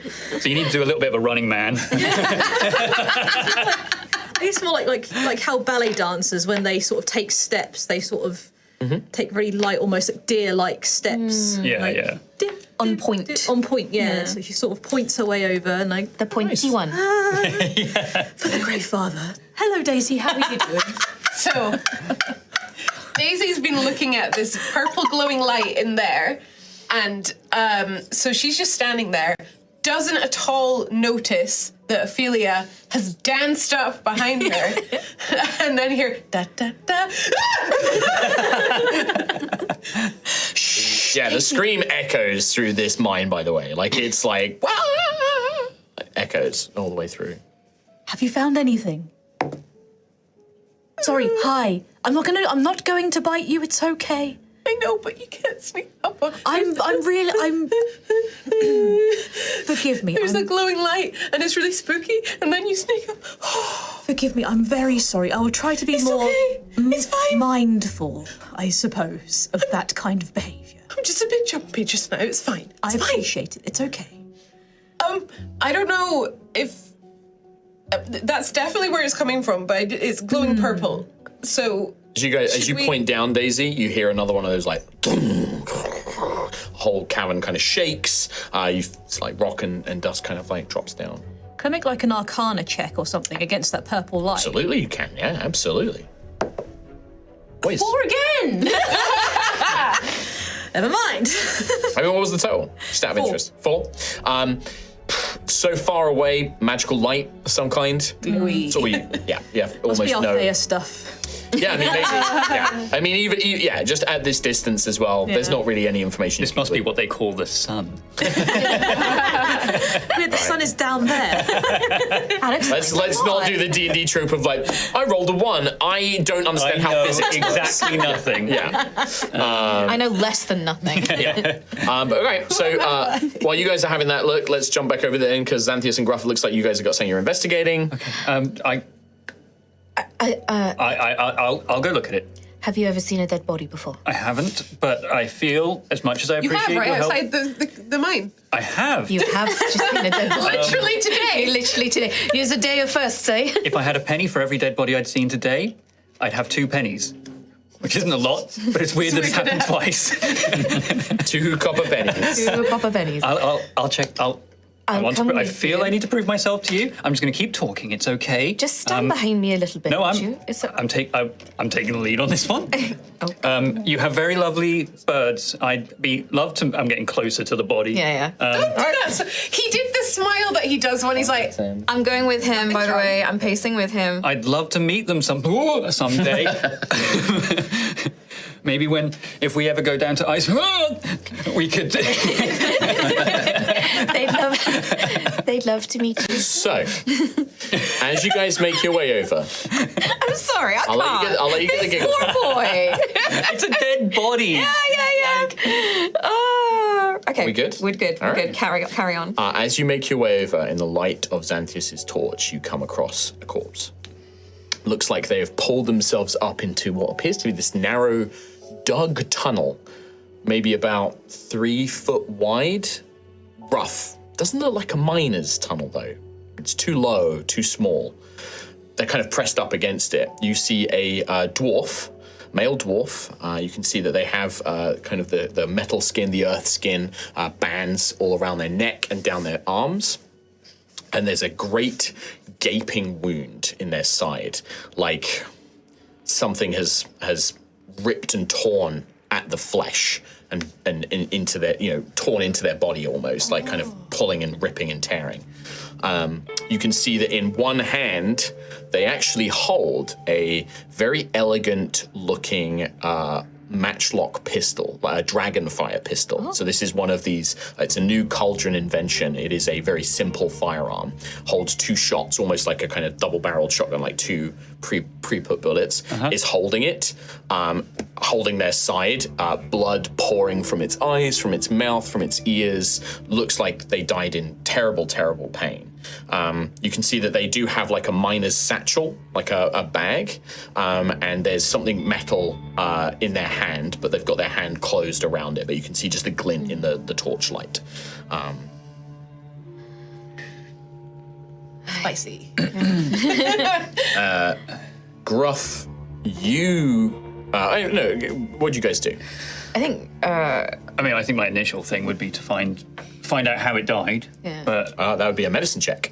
okay, sorry. What I do you think want to do? just while The gaping hole in him. Well, it's also the big hole. the bleeding Big eyes hole in and the chest. ears and mouth as well. Xanthius has said what he's doing. He's doing a medicine check. But you also said he's like bleeding from eyes. I did, mouth, yeah. and- No, don't worry about it. You do your check, my guy. I was joking. What is Gruff doing whilst... I guess just while he's studying, like Gruff would take a moment and just be like, "May your soul ascend to the stars in the name of the Scions." Okay, nice. Just kind of a little. All right. What do we get? 19. Oh. 19. You kneel down, because you have to get close to examine a body like this, like to try and figure out what killed it. Yeah, but I'm on You the other side of the body from the hole. Oh, sure, like you're on the other side. You're like looking at the hole. And yeah, like, gosh, almost like the ripping and tearing, it's very fine. And clearly this dealt terrible damage to the creature, to this poor dwarf, like, maybe organ damage or buried into him. But you don't think it was actually their cause of death. It was a bad wound, but not enough to kill them. And it's maybe sort of 6 inches sort of in diameter. It's big in their side. But you think, looking at the blood loss and like the condition of the eyes and the ears, the blood pouring from them, you don't think this is what killed them. You think that all happened after this wound. Looking at the wound as well, almost like small teeth, like rats or something have bitten into it and like bitten into the creature. And you place your hand like against the body, you're trying to temperature, like how long has it been dead for? And as you place your hand there, you feel something ripple and move under the skin. No, okay. And as you do, something bursts from the body. I was gonna say, is the wound from the inside out or the outside? Something in my head went alien just as that, and I was like, is the wound inside out or I was outside worried in? it was going to be like, is it the thing where he puts his hand against it and then it just You watch bites into his arm? as a swarm of miniature versions of the creatures you saw upstairs, these black carapaced bellamorphs, these tiny, a swarm of them. And that is where we roll initiative. That's horrible. I hate that. I was literally about to say, does the wound look, it comes from the inside out or the outside in? I was thinking chest bursters. No, it actually looks like it goes in. Yeah, okay. But it looks like they've gone in and then nested in the body. They're going, and now they're busting out. Now they're bursting. They're like little. Hey, That one! Well, let's start with Rome. What's the total? 2. 2. Gruff. 17. 17. Daisy. 9. 9. Xanthius. 7. 7. Ophelia. 11. 11. As these creatures, not just gonna be before we able go to Gruff on the first turn, in fact, maybe we go for a little break and then we come back do, afterwards. we do indeed. But before we do that, as these creatures burst and erupt and they let out this ear-piercing screech, Oh, no. you hear that skittering. Oh no! Oh, the hive mind. Yeah. Rowan, you are currently sat on the sacks, right? Oh no! You watch as the stone and the earth of the cave wall that you're currently resting against breaks as something digs through. No. They're in the walls. No. They're different to last time. Oh my god! They're like They're in the walls. Xenoraptors. They are. So there's Oh my god! one near They're cool as Rowan, hell. one near Ophelia and Daisy, one around the corner. Oh, there's two near. There's everywhere. Two They're near all over. Xanthus You and- watch, and these do look slightly different to the ones that you fought above, mainly because maybe Bok changed their stats a little bit, so and they are changed the them a little bit, same. and also bought new minis for them because I wanted Tyranids. But that is what we see. So Rowan, before Gruff turns, you are just going to go first, Gruff. But just before that happens, Rowan, you feel this thing burst. And that's where we're going to take our break. See you in 5 minutes, everybody. Hello, everybody, and welcome to part 2 of High Rollers Altheya the Dragon Empire, episode 3. You join us as our party have descended into Blackrock Mine and navigating their way through using Rowan's expert sort of guiding skills and expertise with maps to lead the way. You have found yourself in a central chamber that contains a lift, an elevator that descends to all the different levels of the mine. Exploring around the mine, the actual lift platform is not there currently, and you kind of exploring around, a dead body was found that seems to be holding a variety of different items, but when Xanthius and Gruff went to examine it, it suddenly burst of creatures. A swarm of these belomorphs, these tiny creatures that seem to be somehow involved in what's going on here, have burst through the creature's body, and then, following pursuit after hearing this kind of high-pitched screech, more of these creatures, the larger ones, similar but different to the ones that you fought outside the mine entrance, begin to appear, burrowing their way through the rock and appearing in ambush. I am actually I forgot to mention this as well, because of your passive perceptions, this is a surprise. I'll be surprised that it burst. The only onto my hand. person that is not surprised, I'm going to give to Gruff, because your passive is 15. You are with Xanthius, so you are going to get to act, the monsters get to act, and then we're going to reset the turn, because the rest of you are like, oh! So Gruffith, A reverb. you are the first to act. Oh god, okay. So while they're acting, so Xanthius is currently being swarmed with little They've bells. just burst out the body. And they're not on him though. They are not on him. They are basically, so because this is a swarm, swarms can occupy the same space as a creature, and you can occupy the same space as them. So right now, both you and Xanthius are in the middle of this swarm of creatures. They are all around your feet. They're crawling up your legs. They are on both of you right now. Like quicksand, they're in my mouth. I'm You just thinking definitely don't want me to make that true. I'm thinking of the mummy, you know, when yeah. One of my favorite movies ever. When the rock comes down. Definitely not an inspiration for the particular thing. Talk about that one. So anyway, People's eyebrows. Gruffith, because I about want Scorpion King. a lot of stuff to get through. Yeah. I would like to, I think, just as an immediate reaction, he would. Fuck. Podcast listeners, Trot is fucking around with my D&D Beyond. He would roar. So as a bonus action, do a daunting roar, which basically means they need to succeed on a wisdom saving throw, DC 13, or become frightened. What does the roar sound? Okay, as Man roar. Like MGM? they do have advantage on this, MGM. so that is going to be wisdom saving throw. Yeah. 16, unfortunately, with advantage. Because they are a swarm, it's hard, like, they are, like, individually frightened, but there seems to be something, like, almost, like, maybe this hive mind is helping them resist the effects of it. It did look like they could have been frightened, but they managed to overcome their fear. What's the range? So I believe that's a bonus action. Does that get the other one? Yeah, what is the range? That's a good point. 10 foot. They will not hit the others then, unfortunately. So is that a bonus action? That was my bonus. Okay. The Armor of Oakenthorn is bonus action as well, isn't it? Yep. Okay. In which case, I just don't.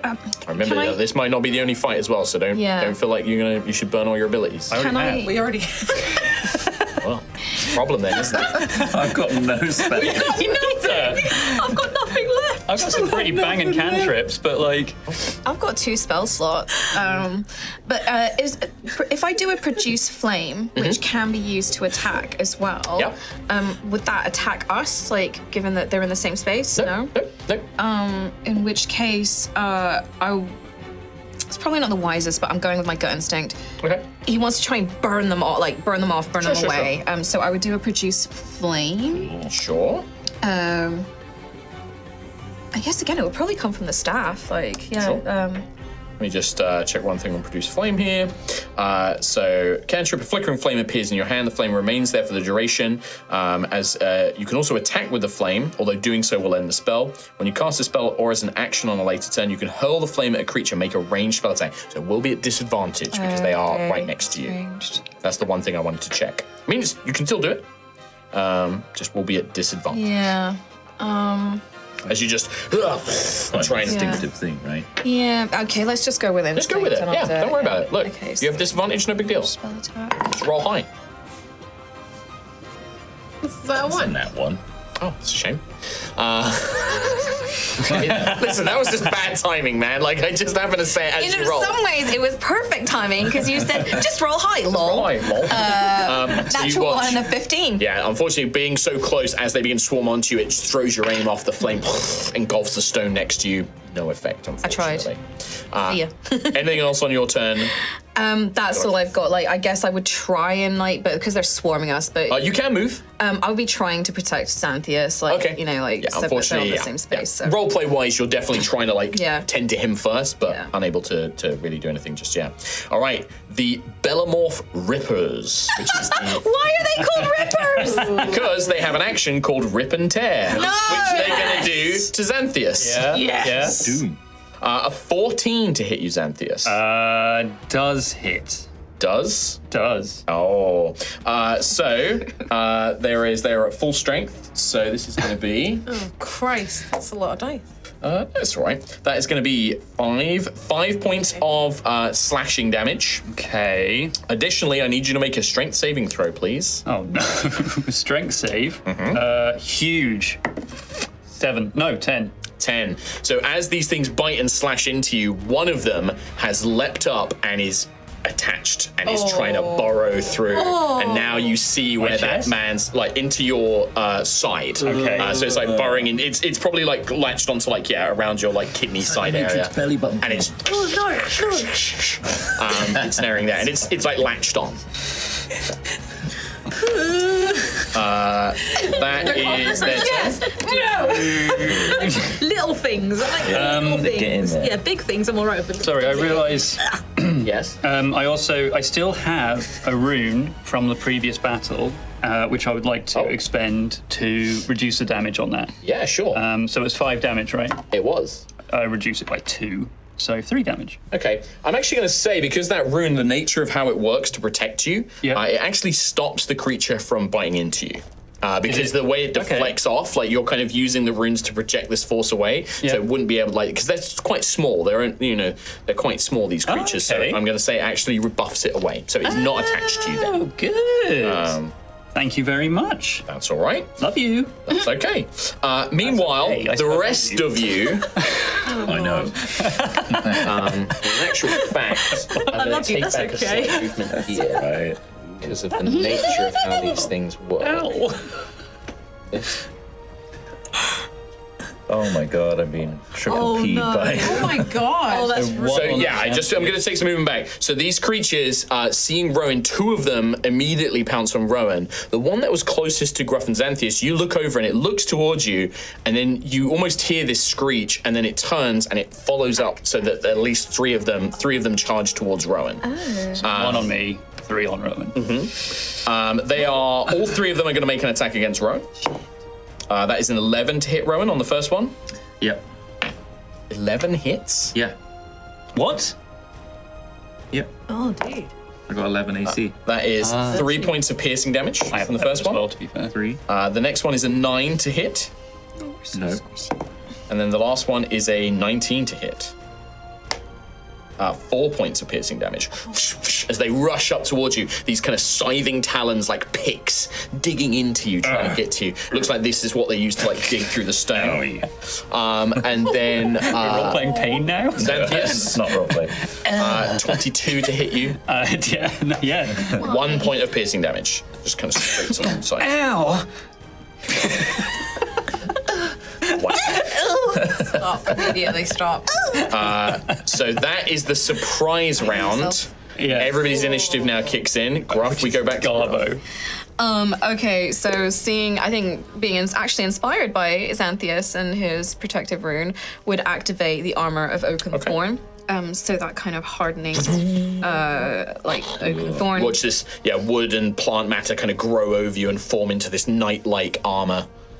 So that is my bonus action. So yeah, I'm gonna attack and just try and with this. There's a big boy right next to us, isn't there? Yes. Yeah. What are you using to attack and what are you doing? So my quarterstaff. So I had my quarterstaff out from when I was. You don't have Shillelagh on it yet, though. I don't have Shillelagh on it yet, though. So just a normal bonk. It's just a normal bonk. That is an 11 to hit. Against which one? The swarm. The swarm? Sadly not, no. The swarm itself, nearly, but they kind of part ways, almost sensing the attack, kind of leaving this gap as the quarterstaff slams into the ground. I only have one attack, don't I? Ugh, yuck. For now, you do. And I think that's pretty much Murder, She Wrote on all I can do right now. Okay. Although, wait, You did attack, so you get your temporary hit points. is Shillelagh... A bonus action. Bonus action. Okay, yeah. No, I just had it under other, and I was like, Yeah, what? it's a bonus action to do. Okay. But you did attack, so you do get your temp HP from Armor of Oak and Thorn. You did take the attack action. Thank you for reminding me. It's all right, it's a brand new thing that we've made up, so it's going to take a while to get used to. End of your turn, Gruff. End of my turn. Alrighty. The Rippers are having been rebuffed from Xanthias and not seemingly to understand what's going on. They're going to attack Gruff this time. I'm just not into you. That is only going to be a 5 to hit. That So will kind hit. of biting into the armor, but being fended off by the new wooden armor that you've got surrounding you. We then go to the workers, which are the normal-sized Bellamorphs. Rowan, they're going to do the same thing again, unfortunately, to you. No! Yep, they are. 15 to hit on the first one. Mm-hmm. That is only a 12 to hit on the second one, but it still hits. And then the last one is a 9 to hit. Okay, so 2 out of 3. 2 out of 3. So 2 piercing damage, 2 more piercing damage. But they are surrounding you, by the way. And as they do, because when it comes to your, in fact, I'll tell you on your turn. Xanthias, against you, that is only a 12 to hit. No, miss. Nice. Mage armor. Mage armor, yeah. Knocking them That's away. what blocks it. Nice. That is all of their go. We then go to, who's up first? Ophelia. Cool. I'm gonna whip around, pull out my blood whip, and go for the Closest one to you. closest one to me. Yeah. Yep, so Try this and guy give Rowan a here. bit of a hand. Yep, one of the ones surrounding Rowan. Alrighty. I won't rage or anything at the moment. Okie dokie. 12 to hit. 12 narrow, the carapace just deflects it. Dang it. Okay. And bonus actions, no, can't really do Not yet. anything. So that's my turn. I think I'll just move 10 feet. I want to keep them in 10-foot range. So basically, I just want to move around to the side. like to here. Yeah. Yeah, or do you want to go down this way? I'll move the first position where you had it. Oh, this one? Yeah, so they can't come behind me. Okay, sure. Nice. All right. Cool, thank you. So Ophelia, you whoosh with the blood whip, but unfortunately their carapace knocks it away. Daisy. Okay. So I will, seeing that Rowan is in trouble. Yeah, Rowan is bleeding heavily as well. No! And I will get my short sword out. I've already got my dagger in my hand, and I will go up to this one that's the one that's further here? away. I can go to the one that's further away because Ophelia's over there. So I will try and attack that with my. Yeah, you come up short behind it, sword. shrieking with your blades. 9, 10, 11, 12, 13, 14 to hit. Just hits. Oh my god. Just slips through the carapace. No. Why No would I have advantage. You're getting confused with sneak attack and advantage and stuff again. Yeah. Yep. You don't gain advantage from having an ally within 5 feet. That's it just it. allows Sorry, you to yeah. Am I attack. within 5 feet of Rowan? You're not, but you're within 5 feet of the target. The target just has to be within, I think. You do get Yeah. sneak, The thing that you're attacking has to be within 5 feet of an ally. I to get sneak attack. You do. Yeah.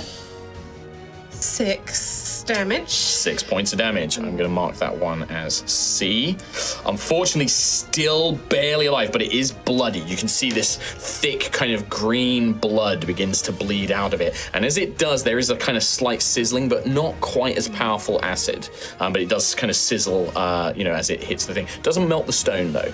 But yeah, you kind of plunge your blade in. Maybe on your short sword, there's like a faint sizzling, but not enough to damage it. I dagger. A bonus action to dagger 18 plus 5. will hit. So this is just the D4 on its own. Oh, I didn't add my plus 3, sorry. Oh. So it would be 9 damage before. 9 points of damage. I will add that 3 points of extra damage. It's looking very hurt. And Yeah, then, just the D4 on this one. 3.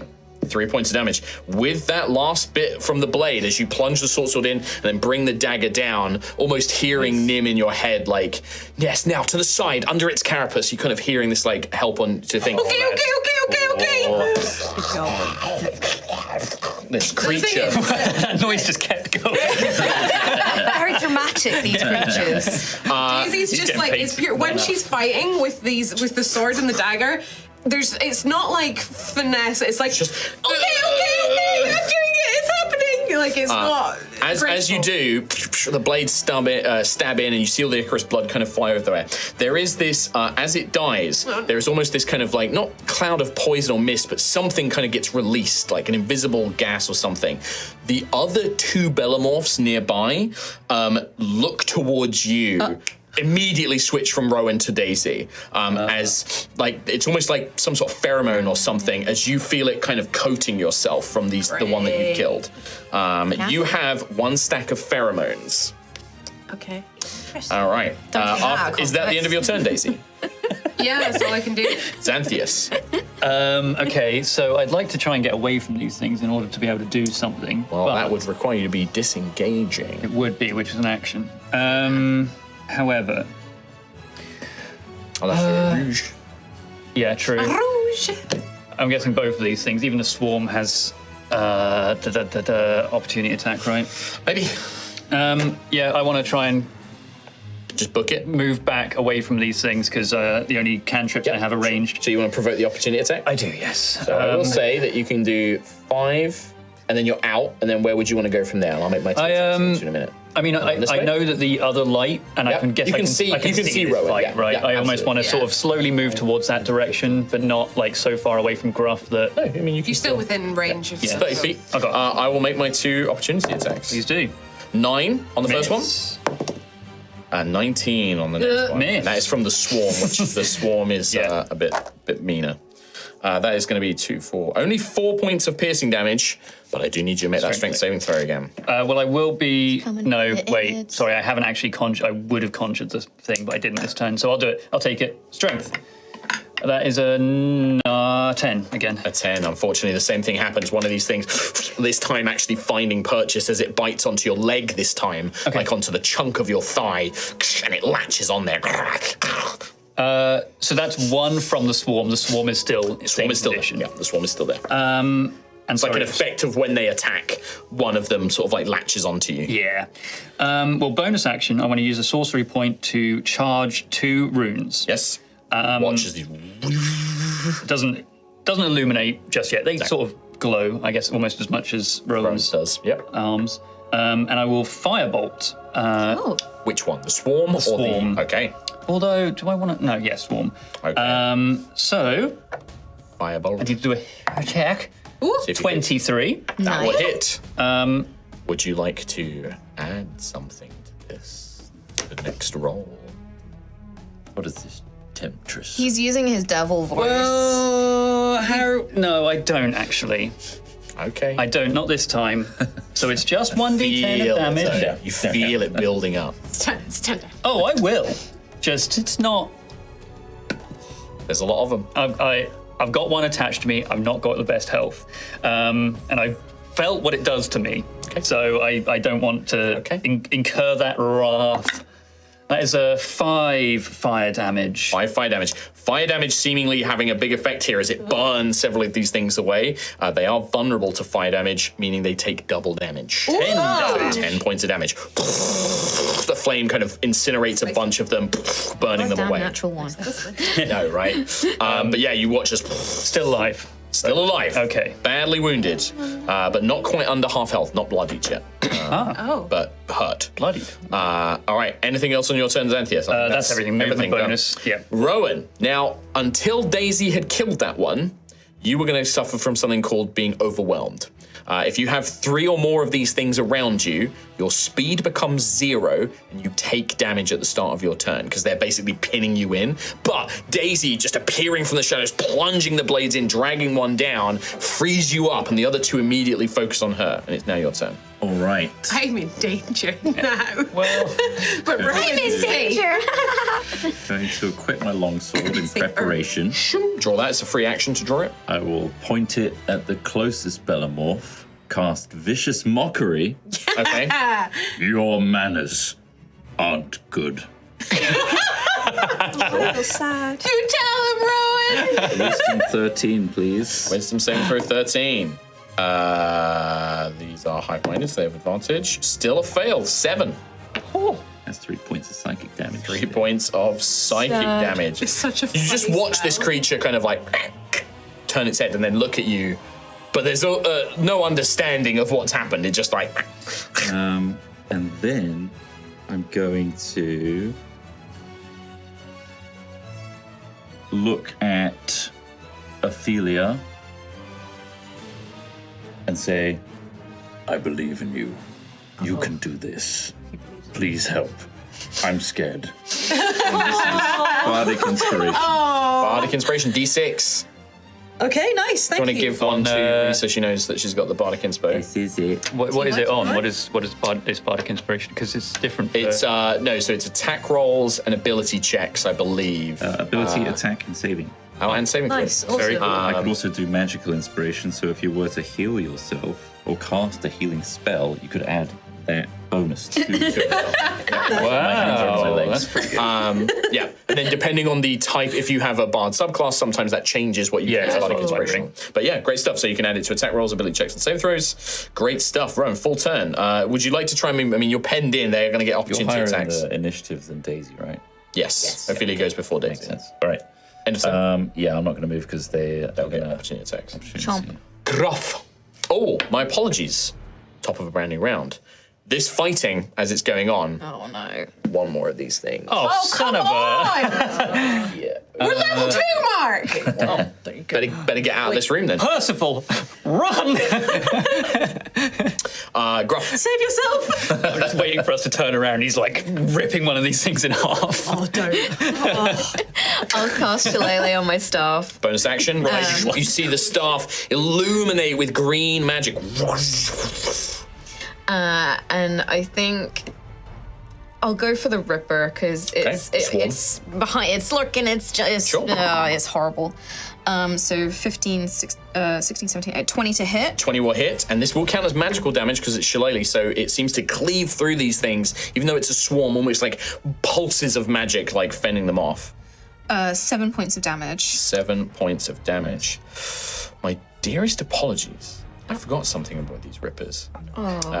It's going to be fine They heal us. because I'm going to do it. I'm going to say that for the firebolt, because it was fire damage, it didn't affect them. But as the shillelagh slams down on them, it causes several of these little things to burst. As they do, acid is released. How much damage did you? 7? 7. I'm afraid, Gruff, you take 7 points of acid damage. Wow. No, dexterity saving throw. Dexterity saving throw. Dex saving throw. My apologies. I forgot about the saving throw bit. Just in that 20 now.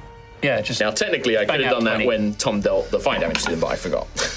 6 plus 7, 8. Yeah, I'm sorry. 7. 7. Unfortunately, you will take 7 points of acid damage as you. But you do see these Bellamorph. There's barely a few of them left. These little rippers, like splattered. But because I did a melee attack, I gained 4. So that would have taken the 4 From from your the 4, previous. yeah, that would have taken off the 4 temporary, and then you would take 3 to your actual HP. Okay. Then you gain another 4 because you took the because you took the attack action because of your armor of Oaken Thorn. Sweet. So it always working out it basically the rotation. temp HP won't come in until you've taken the damage. Sweet. Basically. Got it. On the because of the way the reactions work. All right. Anything else on your turn, Gruff?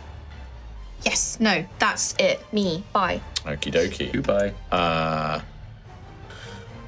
I don't know, like, if you have any new mechanics for this, but like, if it looks like that Ripper is going to run to Xanth, is there can I use my movement to be in its way or anything like that? I mean, you would get an opportunity attack. Yeah. You could use that opportunity attack to try and shove them, to try and grapple them. Yeah. That would stop them moving, I would say. You can't really use your thing to get in the way of them. Yeah. But I would say if you wanted to, instead of doing damage, you could make an opportunity attack to try and grapple it. These things look so hurt, an opportunity attack might finish them off, though. Yeah. So might be worth doing it. You should speak with animals. As a point, Xanthius, you took a turn after one got attached to you, didn't you? Because it attached to you. Yeah. No, it attached on your attacked during movement. my turn, yeah. That's good. Good to know.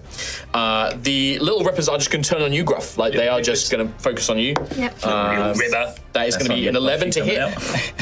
So the little rippers Does not hit. tries to bite into the armor, but is being fended off My armor as real they do quick. so. I would buy a little bit The Bellamoth workers sensing a more dangerous prey. Me? Would you make an opportunity? This guy was actually here. But and if you I was don't attacking reach. him, though, like... You attack the You swarm. attack the swarm. oh, I thought I This was is this attacking guy. Ripper. The rippers. Yeah, the rippers are the swarm. Oh, I workers thought I are was there. attacking the big boy. Oh. You weren't next to the big boy. No, I wasn't. So shall we leave your attack on the swarm? So you've dealt damage to the swarm? It's happened now. Because they also burst as well. Yeah. It's happened. All right, okay. Yeah. Well, this guy is going to make a rush for Xanthius, and then the two are going to basically, Rowan, they're going to move around you. They're not going to provoke opportunity attacks from you because they're going to move around you instead. Cheeky. And go for Daisy. Xanthius. That is a 13. Yeah, just. Just. Yeah. 1 point of piercing damage. Oh, I'm dead. No, I'm not. Daisy. 19 on the first one. 10 on the second one. All right, on the first one, well, it's going to be 3 points of piercing damage. You can see it's almost attacking you with slight extra ferocity, almost drawn to this stack of pheromones. Then the other one's just arrived, so it does not take its turn just yet. Bellamorphs. Bellamorph. Bella. Yeah, 1 L. I put 2. Too. Just the 1 L. Bella. Just the 1 L, actually. Morphed. Ophelia.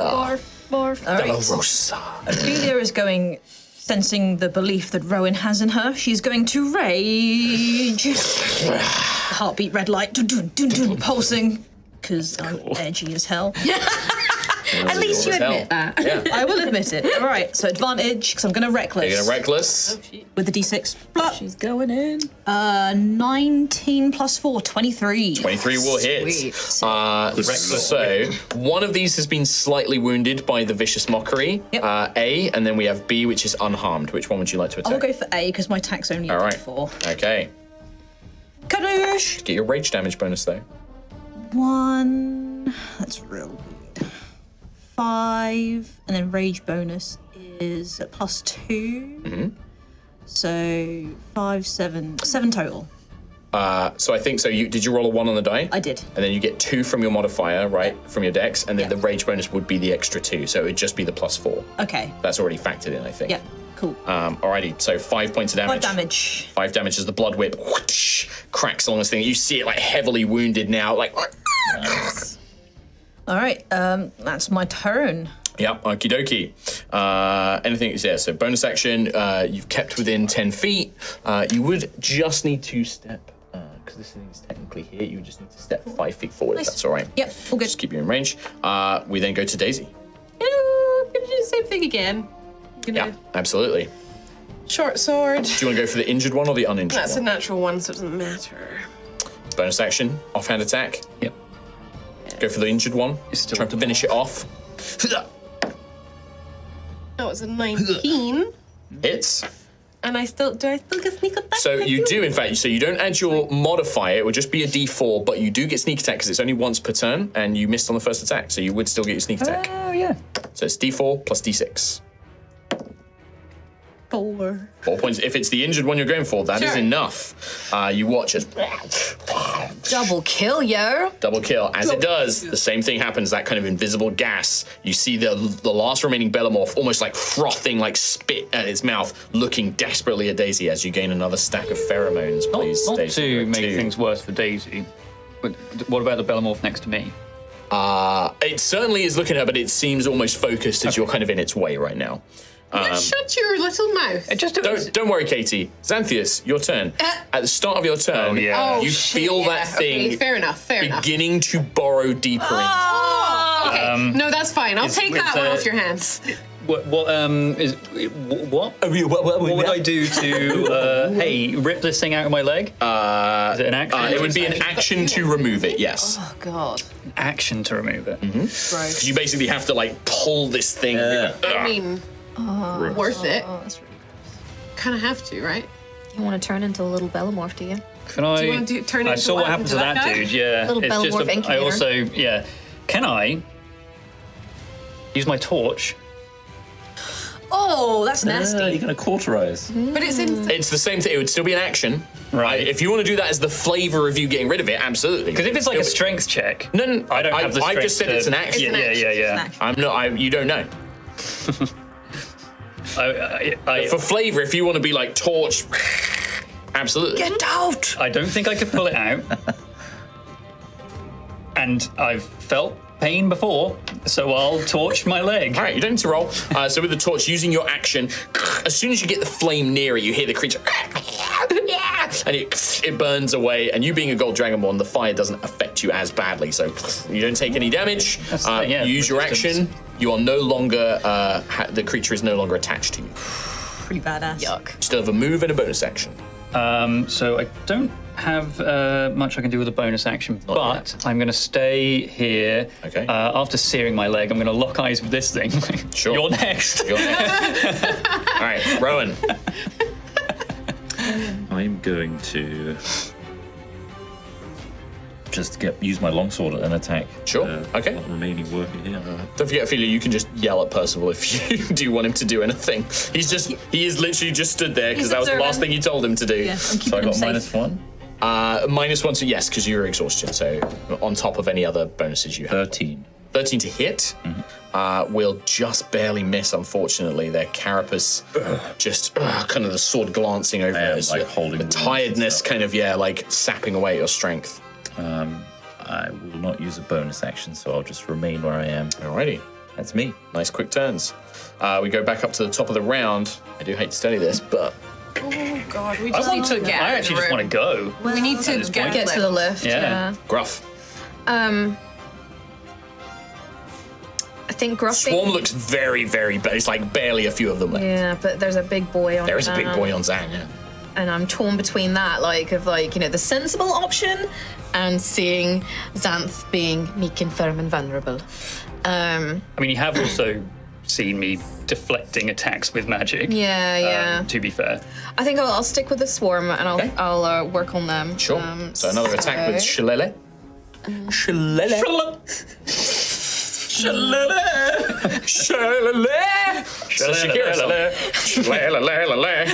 14 To hit. to hit Hits. and 9 points of damage. Is enough to destroy it. Unfortunately, you will take 5 acid damage, as that's all the HP it had left. Dexy save? Dex save first, yes. No. 5 points of damage, but Ripper Swarm fine. bursts. and then I get 4. Yeah. So you would have taken 4 off your temp HP, so you take 1 acid damage, and then you gain another 4. This is all right, this is what it's worth. This is what it's meant to do. It's so good. Because it's like chipping away at you as you go. Whereas, Slowly. And all the rest of your team are dying. You have your move? Yeah, I would like to move. Move up to Xanth. Yeah. You can actually get to here if you want, so you're a bit closer to the Is rest that a of the team. chasm behind me though? This is a wall. It's a wall. Okay, that's fine. I'm just scarred by Baldur's Gate 3. People getting thrown off. You're knocked into it. Nice. All right, end of turn. End of turn. Alrighty, the swarm is dead. We go on to the other Bellamorphs now. This one is just gonna. It completely ignores Percival, by the way. Good. That's Got no heartbeat. I am pleased. 35. Does he have a heartbeat? And it's gonna dash Yeah. Ophelia to get within range of you. But it does rocket. dash to do it. Nice. The other one has just arrived, so it can't act. Daisy. Oh. 8 to hit. No. Dodge to the side, Nim basically in your head. Left, roll now! As you kind of move to the side as this thing lunges at you. Xanthius. That is a 13. It just hits, yeah. Just hits. 2 points of piercing damage. Okie doke. Ow. But that is it for these guys. We go to top of you guys, Ophelia. reckless attack against the one right close next to my you. face. Absolutely. Next to my face. With advantage. 15. Take the 15.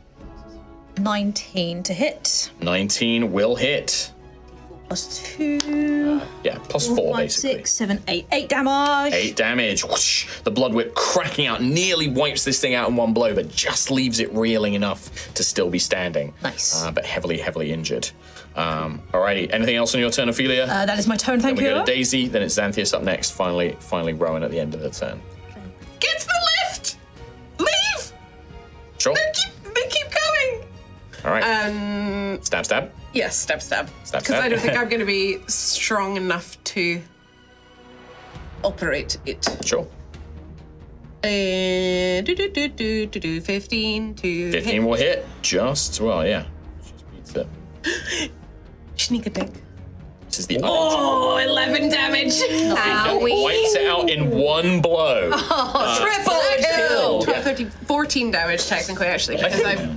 So again, like following like just this fury of stabs, some of them oddly well aimed, some of them just wild. So this thing dies. Again, another kind of stack of these pheromones bringing you up to 3 right now. Just here. But wiping them out from around you, Daisy just takes out the last of these creatures, kind of finding these weak points in their, like, the chips of their armor and stuff. Yeah, even in the previous fight, I think you got the Would highest you like count by to far. move or bonus action? Can I go up to the wheel and Here? see? I don't know if it would be a bonus action to start something like. I can tell you now, because it's the first time you've actually looked at using the wheel properly. It would be an action. And it requires an athletics check because it is big and heavy, and you don't get the impression that this is a turn once and done. This is probably make a couple of turns, maybe several, but you'll need to keep doing it. Okay. And whoever does it, it's probably going to get tiring and quite hard every time. The more you do it, basically. Oh, this is intense. Okay. Yep. But yeah, so bonus action, you examine it. That's how it works, basically. It's an action. You make an athletics check. I will also tell you that it's basically the DC increases the longer the same person keeps doing it because you're getting tired and it's heavier. Whereas if you swap over, the DC resets. Okay. Work as a team.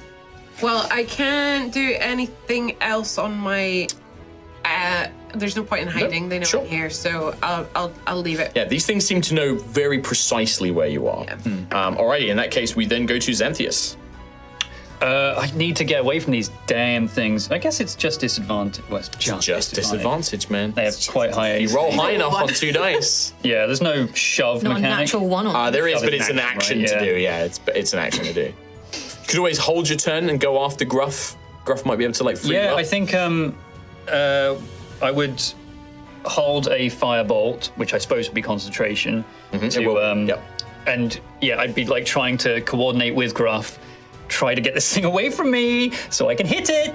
And All right, so you're holding casting Fireball at a target. It doesn't even have to be this target. Like if you want to shoot at one of the other ones, you can do, but you're holding your action. That's true. I get. Yeah, I mean, either way, if it was another target because of still this have thing next to me, disadvantage.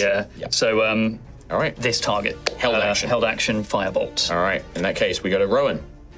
Rowan is going to hobble his way to the wheel. Wheel. I'll do my best, and I'll start I believe in you. twisting. All right. Athletics check, please, for me, Rowan. -1. With a -1. 17. It's enough. Nice.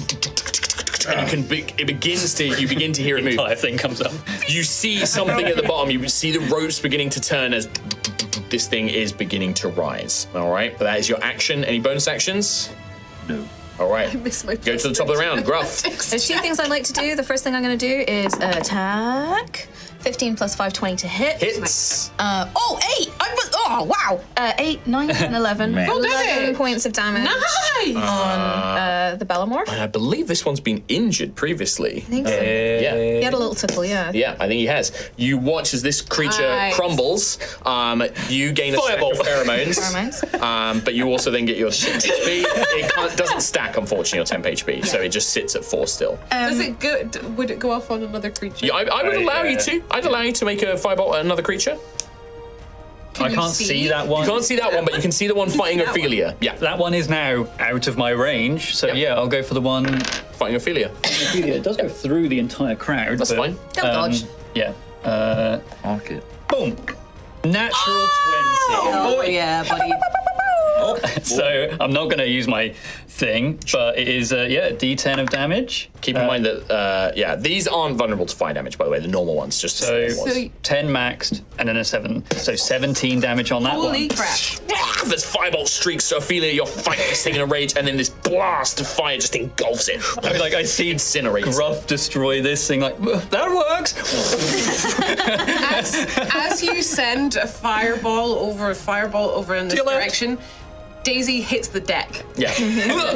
because she sees the fire. And Do you want me to knock you prone? Yeah, Yep. she'll go down. You see Daisy scream and drop to the ground. She's curled up in a little ball. But that is a reaction, so Gruff, you still have your turn. So Move and bonus. the other thing I wanted to do was, and I don't know how you would rule this, but is the bird still up as my mage hand? Because I basically want it to grab. Is Shillelagh a concentration spell? I think it's a one and done. I think it is. It Just wanna doesn't check. say C on it. Then so. it's not. Then in that case, the mage hand would still be active. So can I instruct my bird to, and I don't know, again, DM's discretion, I want to basically pick up either the gun or the bag or both. From I'll where? describe on the body. In one hand, holding this dragonfire pistol, has a miner's satchel across their chest, and then is holding something metallic in their other hand, but you never saw it 'cause the things attacked you. Something metallic. That's all you see. And I'm guessing I can only pick up one of the things. I'd say you I can can't pick up. go on a spree. I'd say you can pick up one of the 3. I'm gonna go the metal thing. Okay. Yeah. The little bird opens the hand, picks up something, and then flies back to you and drops a metal key in your hand. That's handy. That's very handy. Yeah. In which case, and then I've still got movement, so I guess I would move. No, because No, I was counting the mage hand. Okay. And once it returns to me, I'll go to Xanthias, to the group, and then 5, 10, 15, 20, 25, 30, 35. Okay. Sweet. Alrighty. So that is Gruffith's turn at the top of the brand new round. One more of these more. things appears. The remaining, I think that was that one. I need to set some of my Bellamorphs. This one is down.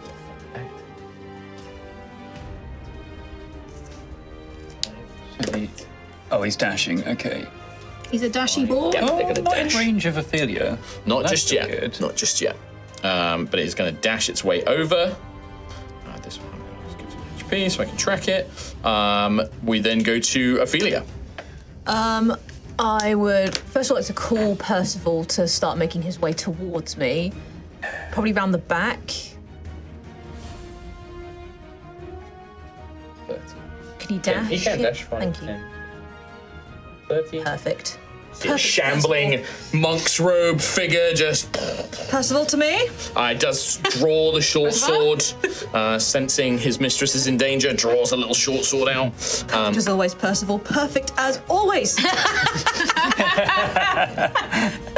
want to turn around and fight something? Yeah, or I'll turn around and go towards the Bellamorph that's coming towards us. Perfect. steps so you can get you in reach? And I shall recklessly attack that boy. Blood whip.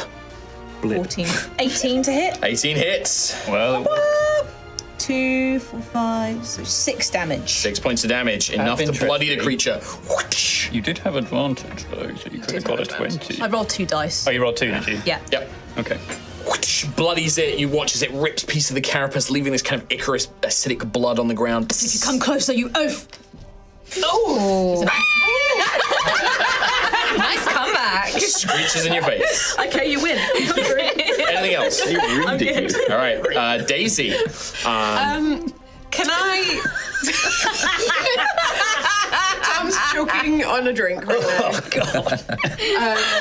Oh no. Fair enough. That's my comeback. If anyone offends me from now on, I'm just screeching. Can I try and move the wheel? Can I stand up and try and make an athletics check? It's probably not going to be very good, but I'll give it a good go. Sure. Yep. Give me an athletics check. 2 + 1.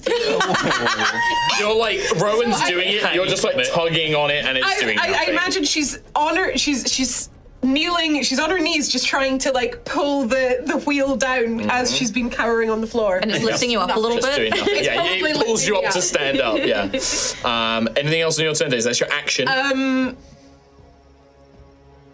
No, I don't think so. I think I'm just like... Zan, then Rowan. Get it open! Xanthias. Okay, so the bars around this elevator right now, can I see through it and shoot through it? Yeah, they're iron bars. Yeah, absolutely you can. Okay, so I still can't see Bellamorph But I'd B. say through the iron bars, you can see the one Ophelia's fighting. Absolutely. Okay, I'll take another firebolt shot at that. Duck down again. This one's not going over your head, luckily. Yeah, this one's a little bit further away, but That is a 13. 13 hits. Oh, does it now? No, sorry, just barely misses. Its reflexes hunch it down at the last second. Okie doke. Whoops. And I will, head back towards the amassed group. Perfect, thank you. There, Yeah. Right. Yeah, so back with In everybody. that case, we have Rowan. I'm gonna yank this Keep wheel. bad boy. Keep wheeling. Athletics check. DC is slightly higher. Am I helping? Yes, thank you so much. You're welcome. 20. 20. Nice. You're starting. You think that if you keep this going, you're going to probably start getting tired again. It's going to be a Constitution saving throw if you do it again, just to see if you can gain exhaustion levels. But yeah, successfully. You can feel the lift now rising quicker, kind of rising its way up. Looks about halfway at this point. All right, we go to the top of the round. Oh, he's on me. Uh-oh. Actually, no. When they appear, they don't get to act. He took me back with him. Into the darkness. When they appear, they don't get to act straight away. 5, 10, 30. Boy! He's gonna. Perfect boy. He can climb up on the wall. He's gonna completely ignores Percival. Does Percival get... Oh, he's still in... He does. Percival does get an opportunity attack. Percy! Do you have his stats? It's in your I do. extras. Let's With his see. short sword. With his short sword, +4 to hit. +4. Let's go, boy. Basically as good as most of you guys, I think. It is. Oh, it's a 2. I thought it was a nat 20. Oh my god. 6. Can you imagine? Swings, but a little bit too slow. He's not not the used to this. best, No, no. he has this for defense. Yeah, he's not exactly. a There's a lot warrior. going on He's as not a well. fighter. No, he's a servant. He's a lover. He's a hugger. He's a hugger, yeah. But unfortunately, this thing, it does have to dash, but it does get behind Rowan, reaching for Rowan. In fact, actually, no, Daisy, you've got pheromones. It's going to go for Daisy. I can't move it closer because the miniature can't physically get closer, but Such it's a next big to you. head. And then body. this one, Ophelia, is just going to step up and take a swing. Go for it. It's got advantage because I'm... Oh, you are. Very close. Thank you. 14. Yes, that hits. Oh, goody, goody. You do not have any pheromones, though. I do not. 3 piercing damage. I have resistance because I am raging. You are. 1 piercing damage. 1 point of piercing damage. Nice. And then we go to Ophelia. Back at you, buddy. Top around, isn't it? It's Gruff. There we go. Eat me. Can Gruff see, what can Gruff see with regards to this cage that's around the lift? Is there a locked door? Yes. As there is on the map. No. Podcast listeners, I am not The very metagaming. on the There is a far locked side, gate on the beyond Ophelia and the Bellamorph, this is a gate. There is a physical gate that is indeed a closed gate with a big iron lock on it. Whatever will we do? How smart is Gruff? Because I'm wise, but I'm not. Key go indoor. Yeah, would he be like, that could be that, or it could be, I don't know, the guy's personal chest. No, you have He's a got feeling diary, I'm that gonna you don't know. You can try it, but from this distance, you can't even see the lock at this Yeah, distance. no, but I would have seen there was a. There's a Both lock. have a You remember giant that there was a sigil on locked it. gate. Yeah, you remember that this iron gate had a locked door on it. Well, first things first, I'm gonna whack One attacking the Daisy. Bellamorph on Daisy. 16 plus 5. Hits. 8, no, not 8, 6 points of damage. Points of damage. Nice. Bloodies it, but not enough to kill it. And I think seeing that Daisy's kind of quite good at moving, Gruff will reach down and say, "Take the key, it's for the gate." That's not his voice, but I'm panicking Close right enough. now. Close enough. Alrighty, you pass the key to Daisy. Yeah. In that case, the Bellamorphs then would have gone and made their attacks. Apologies, Kim, I think I just got caught up in the ones arriving. That's Then we go to Ophelia. Reckless attack again. See replay. Oh my god. Oh my god. Oh my god. 13. Just barely. Kind of slides to the side, ducks underneath the blood whip, getting used to your attacks now, desperate to try and get past you. No. Anything else on your turn? If not, we go to Daisy next. No, that's my turn. It's going to be a blockade. Okay, Daisy. Nice. Can I disengage? Cunning action, disengage. 5, 10, 15, 20. I should be able to get just to the gate if I So- disengage. Yeah, that means you avoid all of them, so Yeah. you can go through Rowan, 5, 10, 15. That was a good move. I'd say you can scoot through here, 20. Only small. Under his legs. I just, in my head, I imagine a little scene of like Daisy ducking, diving, weaving, Yeah. going under like, it's a blur. And yeah, Daisy, you, if you use your action to use the key, because that was your move, you use your action, you can swing the door open. But that's where your movement ends. I'll hold the key back up and go. Excellent work, little one. In that case, we go to Xanthias. Traumatized. Okay, so Rowan's looking. Yeah, the one that was going for Daisy, by the way, is like following Daisy and is like, it looks like it's going to go chasing after Daisy. Oh, is it? And now that you've run past, the one that's fighting Ophelia also turns around to Daisy. No, you don't, buddy. I've got a stack of pheromone as well. Okay, oh, you do? In that case, the one closest to you will attack the one closest to you. The one that's now closer to Daisy will go after Daisy. Good. I think, Well noted. I think the one that's concerning me most is probably the one that will hold everyone up, and it's the one at the very, very back. The one fighting Ophelia? The one Oh, back. way up Oh, there. one back here, I mean- yeah. The one that's like probably about to spring and jump on you. The lift. Well, he would here, jump though. on Gruff, I suppose, wouldn't it? But, Maybe. No, but if it gets within range, Yes. it's going to be a problem. So you do what you want to do, Boo. I do what I want to do, and what I want to do is I want to bite that Wanna boot. do? So it's another firebolt. Sorry, You're low level. Don't worry about it. that's a 19 to Hits. hit. I'll double it. Oh. Well, you roll another dice, so don't double it. It's 2d10 instead of 1d10. Yes, it is. Like the Inferno you saw before. Cost. Yeah, Like the, Soul. the Inferno outside, that firebolt becomes the same raging Inferno emanating from Shadows around My the bod. This almost seems to extend for a moment. Unnaturally so. The shadow. feeling desperate, 1d10, that's an 8. 2d10, that's a 9. 17 Incinerate damage. Damn. You just watch as it burrows out of the raw rock, leaving this tunnel behind. Whoosh, you're engulfed. But that burning, oh shit. You just almost killed yourself. Excuse me? I take 4 psychic damage. So the rest of you Unblockable watch. psychic damage. I'm actually, if you're cool with it, Tom, I'm going to actually have you fall prone. It happened last time, yeah. Yeah. You the watch same- as yeah. Xanthias just clutching his chest, his head, like just screaming in pain, as this inferno of a firebolt launches out of his hands. All right, Rowan. Oh, Rowan. It's the only one doing the thing. Keep going. Athletics check, please. The DC is high, and then I need a Constitution save from you. Okay. Yeah. That's a decent. Oh, there it is. Ooh, a 13. 15? 15. No, sadly, on the third attempt, your limbs getting so heavy and tight. Again. You're struggling. You don't lose any progress, but Then not con able to save, make yeah. it. And then a Constitution saving throw. Same DC. 16. Just barely passes. Like, you're used to heavy work. You're a big yawner. Like, this is tough work. You need to Sorry, swallow. I can't do any more. Someone, please. At which point, we go to the top of the round. Unless anything else you want to do on your turn? Bonus actions or move? I'm just looking over at Xanthias. Where have I not put Oh, that one's far away at least, that new one. I'm just going to step back Sure. and equip my longsword exhaustedly. Tiredly. Tiredly. And bonus actions? That's it. Yeah, it's done. Top of the round, another one spawns over there. Gruff. How bad does the sweet boy look? Oh, Zan looks bad. Like, he looks like he's nearly dead. I got 1 HP.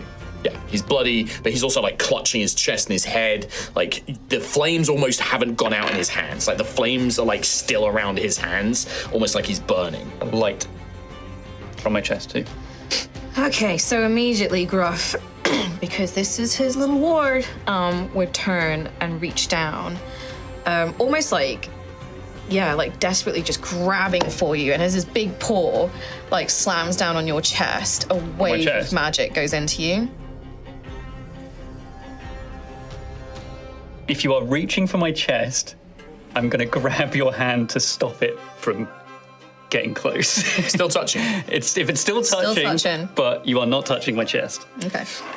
So as you go to reach for it in the last, and almost like, I'm not going to have you take damage, Gruff, but those flames like singe. Like when they touch you, these flaming hands still burn.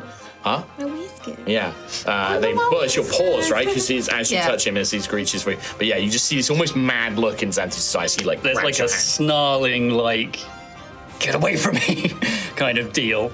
I mean, he's still human. No, I'm gonna go and kill him. Sure. Turn the wheel. I'm just gonna put him out of his misery. Sure. Smother him. Okay. Sleep now.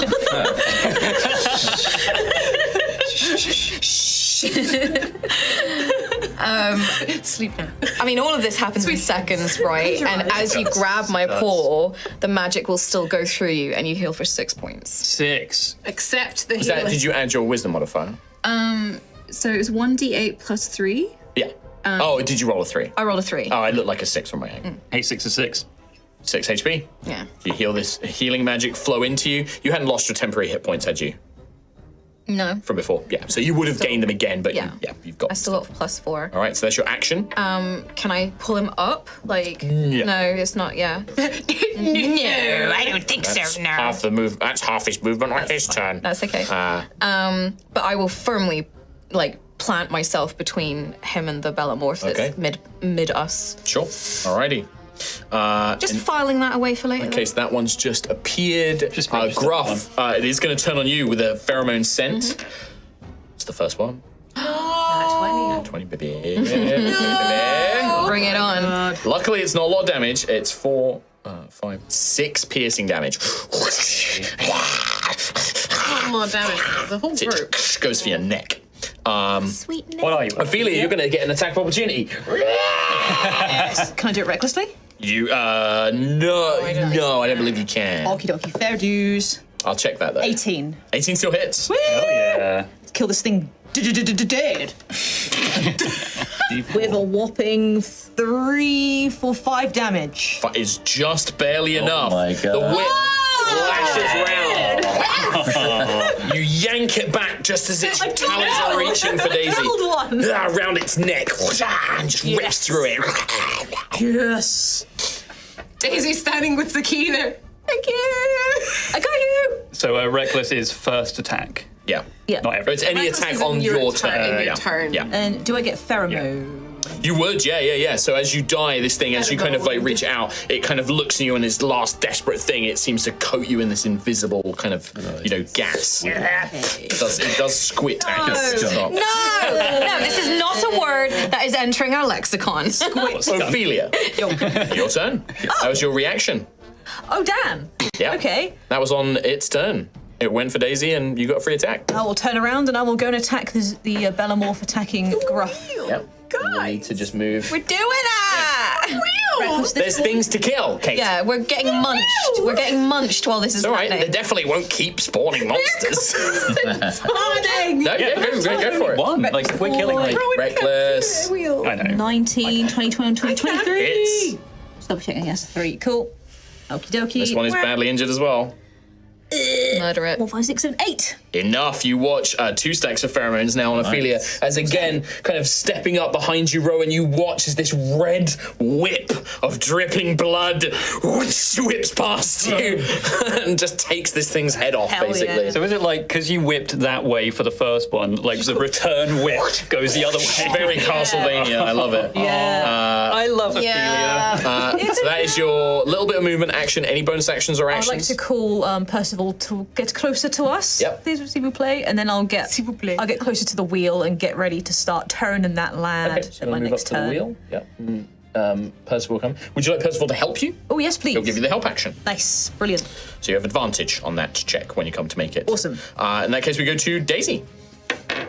This thing is just like ripped apart in front of you as it's reaching for you. by the scary lady. I'm gonna look around, and I'm on my own. So I'm gonna You come can back. see like some sort of scurrying over If there. I hear scurrying, I'm gonna go back to the group. I'm gonna try and do the wheel again. Probably fail, but I'll try and be my little Just about fling. get into range. 6. Pushing on it this time. Maybe if you push on it, it will help. No, that's not helping. All right. Anything else on your turn, Daisy? In that No. case, we go to Xanthias, then Rowan. Gruff, you'll feel someone trying to pull themselves up using you. So I try and stand up. That's half my movement, and I'll faintly walk over to the wheel, and I'll try as well. Just love the idea of all of you around this room. Like, hurry, quick! We just need a consistent, concerted effort, everyone at the same time, maybe. Sure. So what is it? Sorry, Athletics. Oh, baby, that's a huge 6. Weedy baby muscles. No, unfortunately, you try and pull on it. Plus 13. In that case, we go to Rowan. I think Rowan would stumble backward, exhausted. Yeah. Put a hand on the ground. Oh, the stone. I'd like to feel the emotions of the stone right now. Still that kind of anguished, as if being wounded, like an animal that's bleeding, and it's in desperate need to survive, and that kind of sense, that kind of loss of something, comes flooding through you. As you kind of touch the ground. I mean, you don't feel it, you don't have like tremor sense or anything like that, but these creatures, they're everywhere. You can almost, like, the earth is almost telling you that there's no end to these things. They'll keep coming. And in fact, actually, as you do touch that, all of you kind of hear like another one of those thunk, and you hear like from the tunnels, not from here, you think it's far away from you, but the way it echoes down, like the screeching, the skittering, but almost like maybe it's getting distant, like it's going away towards the mine's entrance. And you have a feeling that a lot more of them they're escaping around you. Oh boy. Yeah. Rowan's eyes snap open, and he's going to send a bardic inspiration through the rock to Altheya. That's so cool. So you feel this almost vibration in you, Ophelia, kind of coming up and like making. I almost imagine it like making your heart pump fast, like giving you that surge of adrenaline kind of thing. Yeah, my lute rings by its own accord. Throwing. Give him a nod. Nice. I nod. Alrighty. Yeah. A little nod. At the top of a round. Confident nod. Another one appears. Nod accepted. Oh, this one's a lot closer. This one is gonna.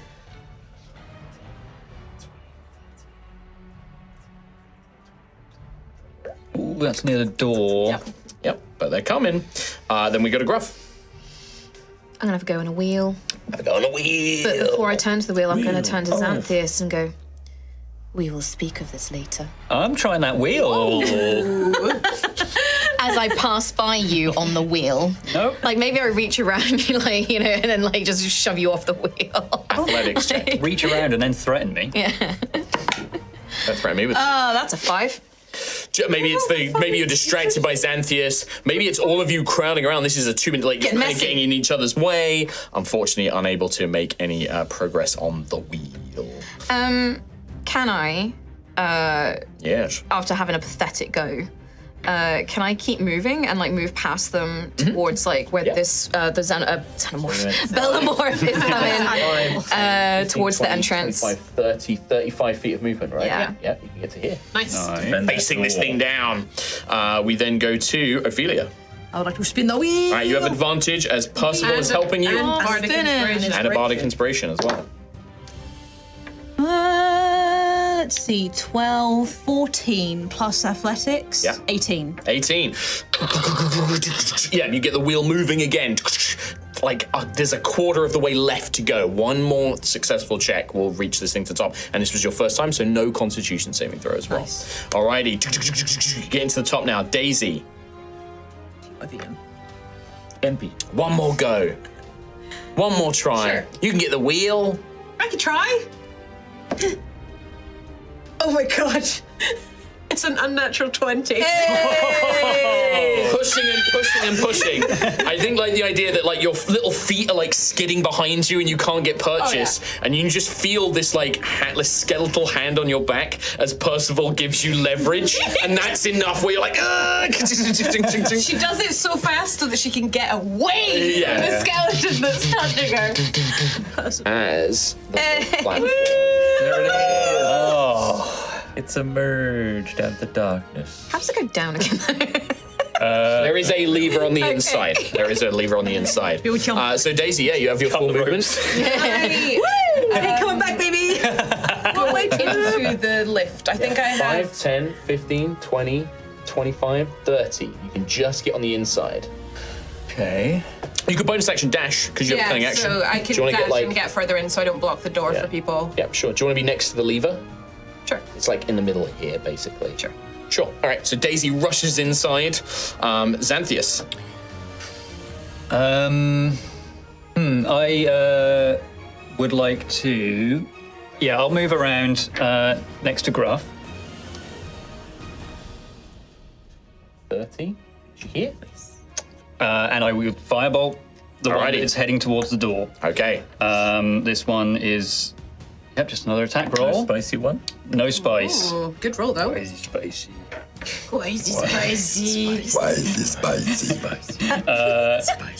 Sorry, so that's a 21 to hit. 21 hits. 3 damage. 3 points of fire damage. Maybe it's just a little bit of overpowered, like this one, not quite as much magical strength, but it does scorch the thing as it's running towards Gruff. We will talk about exactly what I want to talk about.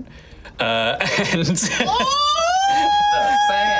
Boy's got 2. You got Boys haven't beaten Tom. That got a full-on PogChamp out of me. I was like, oh. All right. Anything else? Grounded. How dare you? you're not my dad. Anything else? No, I don't have any sort of special bonus action Rowan. stuffs. Rowan's going to hobble his way towards the door, dashing. 5, 10, 15, 20, 25, 30, and then you can easily get it. So next to Daisy. guys talking about? Just guy stuff. I will actually stand in front of Daisy and Sure. equip my long sword, looking at the Bella. Yep, sure. Horse. Hello. Another one. Quite far still. Technically, Gruff goes first. So before they act, Gruff goes first. I need to remember that because they do go after Gruff because Gruff can finish off that one by the door before it moves in. Wow. I mean, it's up to you. You do what you want. Go. What is it? 14 plus 5, 19 to hit. Hits. 5, 6, 7, 8 points of damage. Oh, just enough.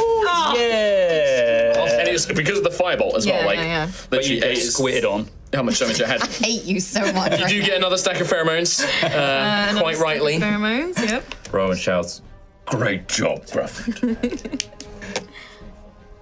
30. Go past. Oh, Boy. it's on Percival and Ophelia. You have pheromones, don't does. you? I do, yeah. It's on Double you, I'm I think afraid, everyone Ophelia. does now, right? Yeah. Nope. Yeah. No, But you it do. did dash to get there. Rowan doesn't. I'm just moving my guy the last. You incinerated boy. That's true, yeah. Anyone You that you've incinerate. killed. Like But was 3. he near it though? I think I've Well, no, you he don't have to be did it necessarily. You do have to be within a certain distance. Yeah. So, yeah, you're all right. You're safe. I think I'd have 1. Yeah. All right. Anyway, never mind. Ophelia, I'd like to this is nearly over, so I'm not going to worry about it too much. well- disengage myself and Sure. Percival. Yep. And we'll just start heading towards the lift. 5, Get in 10, there. 15, 20, 25. You can just get on the inside. Prefect. Yeah. Alrighty. Nice. That's Ophelia's turn. Daisy. I just put my hand on the lever. Yeah, do you want to ready an action? It's an can I action ready- pull it. Can I ready an action that when everyone's in, I will pull? Alrighty. Pull Xanthius. the lever, Gronk. Wrong lever. Oh, did you not go into the lift? I didn't have the enough movement. movement. Not enough. Oh, you would have done. Well, I've moved myself. I were, was like, there. here. I was there, and I've just 5, used my last 10. 5 to move myself back. So because you would have. I would wait, You were here. but then I moved to kill 5, the Bellamorph, and then I want to 15. move back to protect Xanth. Okay. So sure. last man standing kind of Okay. dealio. All right. Okay. Sure. Well, I'm going to run into the lift, close the door behind me. No, I just run into the lift. You can get. Oh, hurry up! I take that cure wounds back. Hurry up, Gruff! All right. All right, Rowan. Rowan will go to the gate and ready an action to close the gate once Gruff is in. Good job, somebody thought of that. Yeah. I thought of Otherwise, I was going to have an alien come down this shaft. All right, and then we go to, so another one would appear, but at this point, I think it's rather moot, as Gruff is going to run inside. having a moot. Like a cow. Rowan moot point. slamming the gate, locking it shut. And? And then Daisy, ka-cha-chunk, as the lift,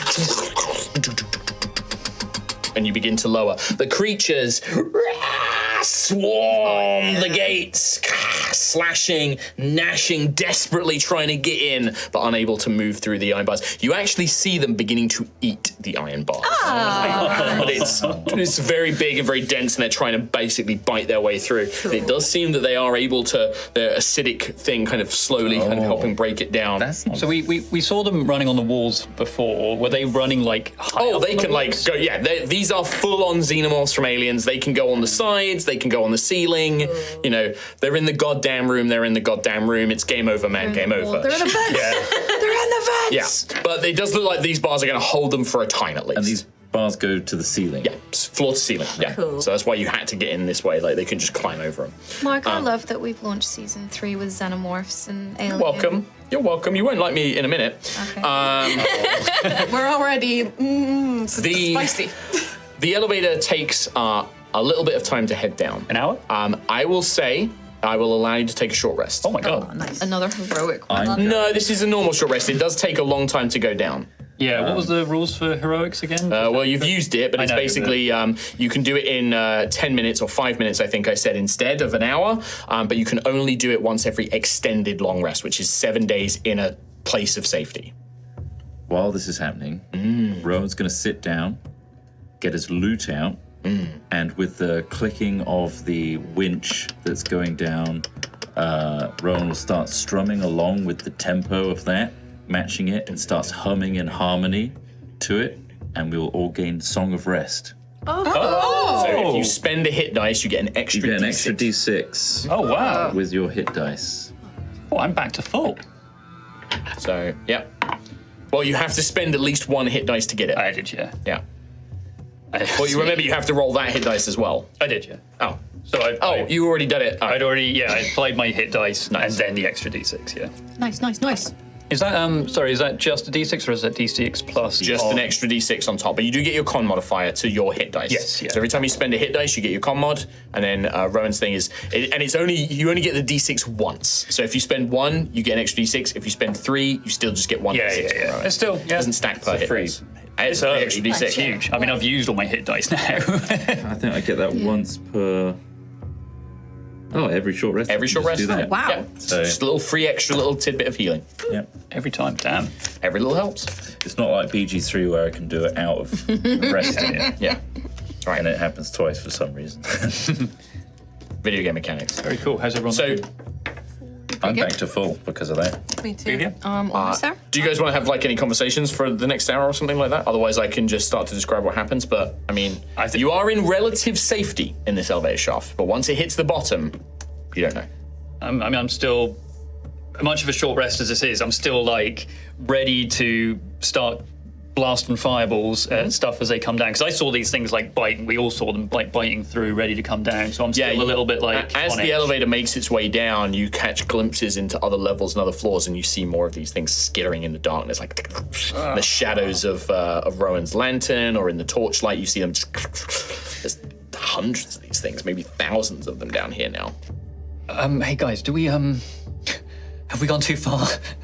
I'm starting to think we might not be able to get back up. Yes, I'm scared, Xanthius. This is more than I've ever done before. But there's people coming from the village to help. So Have you seen how many of them there are? There's hundreds of them on every floor. maybe they'll help us get back out. No, they know we're here. They do. But Well, we've come this far now. We may as well finish what we've started. Get our reward, get out, do what else needs to be done. the bit I'm scared of, they're getting out. Well, And the finishing, that's what we started. we got in, so there must be a way out. Okay. Sometimes all you can do is put one foot in front of the other. We have committed to this path. We will see it to its end. You guys continue your way down. So much I want to do. As you descend lower, the light that Daisy saw at the bottom becomes more ever present, and this kind of faint purple light is now filling the tunnels, coming from the very bottom. Eventually, the lift comes to a stop on the bottommost level. You can see that this part of the mine, there's a hastiness to it.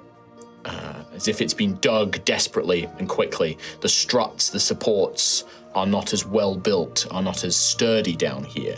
And you begin to hear this kind of churning of earth and this sound of this reverberation. You begin to hear echoing down the tunnels, too muffled to understand the words, but you hear humanoid voices shouting, screaming. You hear more of that skittering, that high-pitched screech of the Bellamorphs that you've now become acclimated to. And it is very obvious, even though it's bouncing around, you think you can follow the source of that noise to where it's all coming from, and you can follow the source of the light as well. What's the plan here? And also, can I get a marching order? Is there anything, while we were on the way down, was there anything we could do to work out how to get the pheromones off the fast? They will fade. So you kind of like, yeah, you can feel that there's this like filmy kind of like, you know, like too much perfume's being sprayed on you, that kind of like slightly moist feeling. Pouring a bit of water from your water skins, you kind of rub it all off, but it does seem to naturally fade, but it does take about an hour for it to fade. I've got some Lynx Africa. Disgusting. Is there anything else you guys want to know before? Nobody can breathe in noise. It's like a boys' locker room in here. Oh my god. Worse. But yeah, anything else you guys want to ask or make plans for, or Maybe do a revision of the map I'm looking at. Kind of set down the bullseye lantern and see if I can make sense of the level we're about to reach. yeah, it's pretty barren. So this level, the bottom level, hasn't really been expanded. There's a couple of branching tunnels, but most of it seems to lead into one chamber that was it was still being basically they were starting to dig through. That's what you thought. I'll relay that information and say there's only really one way we can go down here. It's a fresh excavation. So if they're down here, which I know we all think they are, that's where they'll be. And Towards the light. Towards the light, towards the sounds. they may also know we're coming. They probably heard the lift move. One less thing to worry about, I suppose. We can do this, right? Griffin, leader. We know that there's at least 4 of them down there. Marion and the 3 criminals. The little kobold smells of chemicals, of burning. We don't know who else is down there. It could just be the 4 of them. There could be more miners. Whatever they're doing with this hand of the lightless pilgrim, that's what's causing the Bellamorphs. I presume. So we stop them. We take the artifact. That's what we know. Can I see any tunnels, escape tunnels? Is it just the elevator in and out? When you get to the bottom, there is one tunnel that looks like it makes its way up, but looking at the map, there's several levels. Like, manually going back up through the mines, Way more effort. it's way more effort than the lift. It's possible. It just takes more time and would probably be dangerous because, again, you saw that, the rock collapse. You might encounter more of those creatures. There's just more risks if you do that. But there is a way up that's not the lift. There would absolutely be a way up that isn't just the lift. Should we lock the lift with Yeah, the is key there- in case anyone else tries to use it? Yeah. Yes. Could Good do. idea. Secure our escape. Stop anyone else using it. Swallow it. Sure. I'm not going to swallow. But yeah, definitely lock the door. So, it does mean we have to unlock it when we get back if we need to make an escape. But It is an action to lock and unlock it. But it is still Would a stop good idea. them escaping from us as Yeah. well. Yeah, yeah. Sure. Which is good. Unless they have another key. How long? They probably do have another key. How long did that take to get down? I'm not going to say a full hour, but long enough for a short I'm going to say 4 hours left of my bullseye lantern. Yeah. I'm going to say my torch is gone. Yes. My rage is ended. I would say like anything that's going to last an hour is probably gone. Yeah. Your rage would end. The armor of oaken thorns, I think, technically. Would yeah, go it would have away. gone. Yep. I think Alrighty. at this point we'd just be head down with Percival, just whispering a prayer. Yeah. The Grave Father just On his under a knees breath. next to you, kind of like making the symbol. Like, just stood next to you. All right. When you guys reach the bottom, then there is really only one way to go towards onwards. The marching order. Yes, that's what I need next. Is a marching order. Who's up front? It's wide enough for you to go 2 in a row. So two at a time. I can go first with my dark vision. I can. Okay. So Ophelia up first. True. I'm happy to go with, because I've got this cone of light. So I'll go Rowan second. So first and second, like Percival, I'll be behind Ophelia and Percival then. Okay, so Ophelia and Percival at the front. Rowan behind Ophelia. Solid middle. Yep. He's got eyes. Do you want to go next to Rowan? Yeah. All right, Daisy. Perceptive. And then Gruff and Xanthias at the back. Yeah. All right. This is both. The 6 of you, including Percival, make your way down and begin winding your way through the only path that you can go. And as you do, that light gets brighter and that sound of churning earth grows louder and louder. And those voices start to become more distinct, more discernible as you make your way down.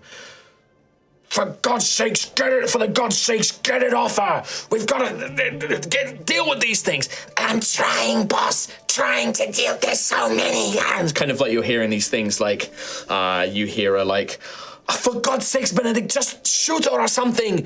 I've tried that, you blasted fool. Like you're just hearing these kind of like these kind of things, and then you hear this distorted voice, pained. I can't help me. You round the corner and you now look into a wide chasm, not dug like a mine shaft, like blasted open. You can see there's a section of a scaffolding with a little kind of miner's station set up on like a rocky cliff to the side of the cavern.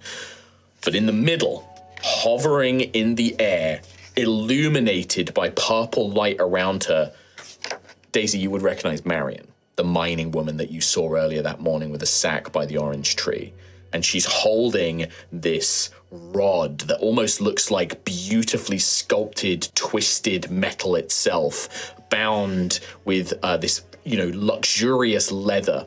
And then it becomes almost like a twisted crystal that glows with this purple light. And she's clutching it in front of her in both hands, and it is projecting this beam of magic that is just carving through the stone and earth, digging at this rapid rate, almost like a mining laser, just tunneling down.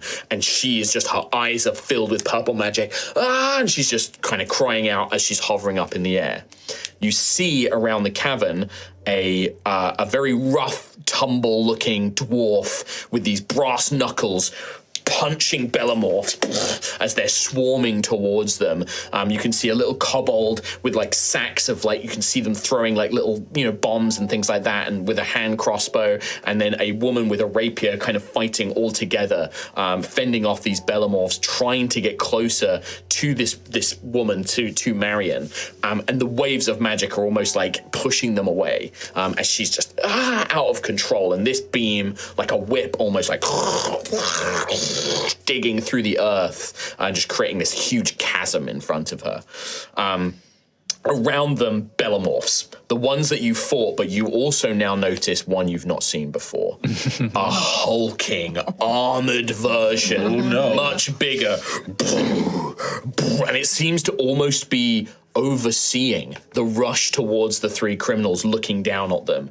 But as the 6 of you emerge, it kind of turns sightless eyes in your direction. Some of the bellamorphs divert, looking towards you as well. The criminals are like, oh, you hear the dwarf Beric, oh, fuck, by the science and saints, we've rumbled, quick, we've got to get it off her now. And they begin calling out, and you hear finally Marion, just her head turns around, and Daisy, she sees you. Help me! As this thing just carves its path, you hear Nim's voice in your head. That thing, the rod, that magic. And you almost like distorted, like it's you can hardly hear her. Like the sound is so loud as this thing just. And that is where we're going to end today's episode. That's where I have to. I have to because we're going to be going straight into combat for episode 4. Why can't we talk it out? No. Well, I mean, you could try. Well, Shove. The Speak with Xenomorph animals. queen seems nice. Yeah, would you want to see what the, just before we go, I'll show you what the big hulking. He's a big lad. oh, so it's not like a. It's not Not huge. giant. No, no, It's large. a large but- creature. Biggest Yeah. creature we've seen. Yeah. Level 2. For level 2s. Let me to give you a comparison. Let's grab. Can I have like a, average size like Xanthia? Can I have a Rowan comparison? Yeah, Rowan. Well, Rowan's miniature isn't quite the same. Like Rowan's quite big, but Xanthia's mini is probably actually what Rowan's size is. Yeah, I've got a big mini.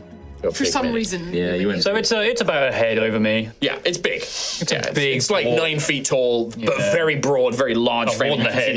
Huge carapace basically behind it. I have a 3-foot head. And then you see what I described as well. But that is where we're going to end it. Thank you very much for joining us cool. for episode 3 of High Rollers Altheya, the Dragon Empire. Thanks for joining us. We'll see you next time. Take care. Bye-bye. Goodbye. And subscribe and share with your friends. Subscribe. Oh, I hope that made it in. I don't know. Hey, everybody, welcome back. We're going to be wrapping up the episode here. Are we doing a thing this time around, or are we just, this is just it? You know, what are we doing? Guys, it's pre-recorded. It's recorded. We're so busy right now. Yeah, we've got a lot of stuff going on. We will be going back to fully live very soon. Yes. Like, very, very soon. But yeah, this one is pre-recorded, so unfortunately we can't read any out of any of your messages tonight, but we're going to save them all up. Save them them up. for next time. Yeah, we will read them out. Like, they're not lost. We're going to do the they're all gonna entire be batch in one go. Yeah. Don't you worry about that. So our first live session back, we will stay longer. We'll do a big readout of the donors. We'll probably chat a little bit about the episode while we do as well, because by that point, like, we would have had a few now, and like people are settling in. Yeah. So yeah, this is pre-recorded. But that's it. I hope you enjoyed the episode today. Please, like Trot said at the very end, don't forget to make sure you're subscribe to the YouTube channel. Go tell your friends about the new campaign. Get them to watch. This is literally the best time to start them watching High Rollers. If you've always wanted to get other people to come and watch, Althea's the perfect chance. It's only been a few episodes now, and I think that they've been pretty good. I would describe them as banging. And I think that once this mine stuff, we'll be back to some RP. But we've got your first little quest. Unless we TPK. Unless you TPK, Not which this might time. happen. We'll see. Find out. We'll find out next time. But that's it. Take care, everybody. We'll see you love soon. you. Bye-bye. Bye.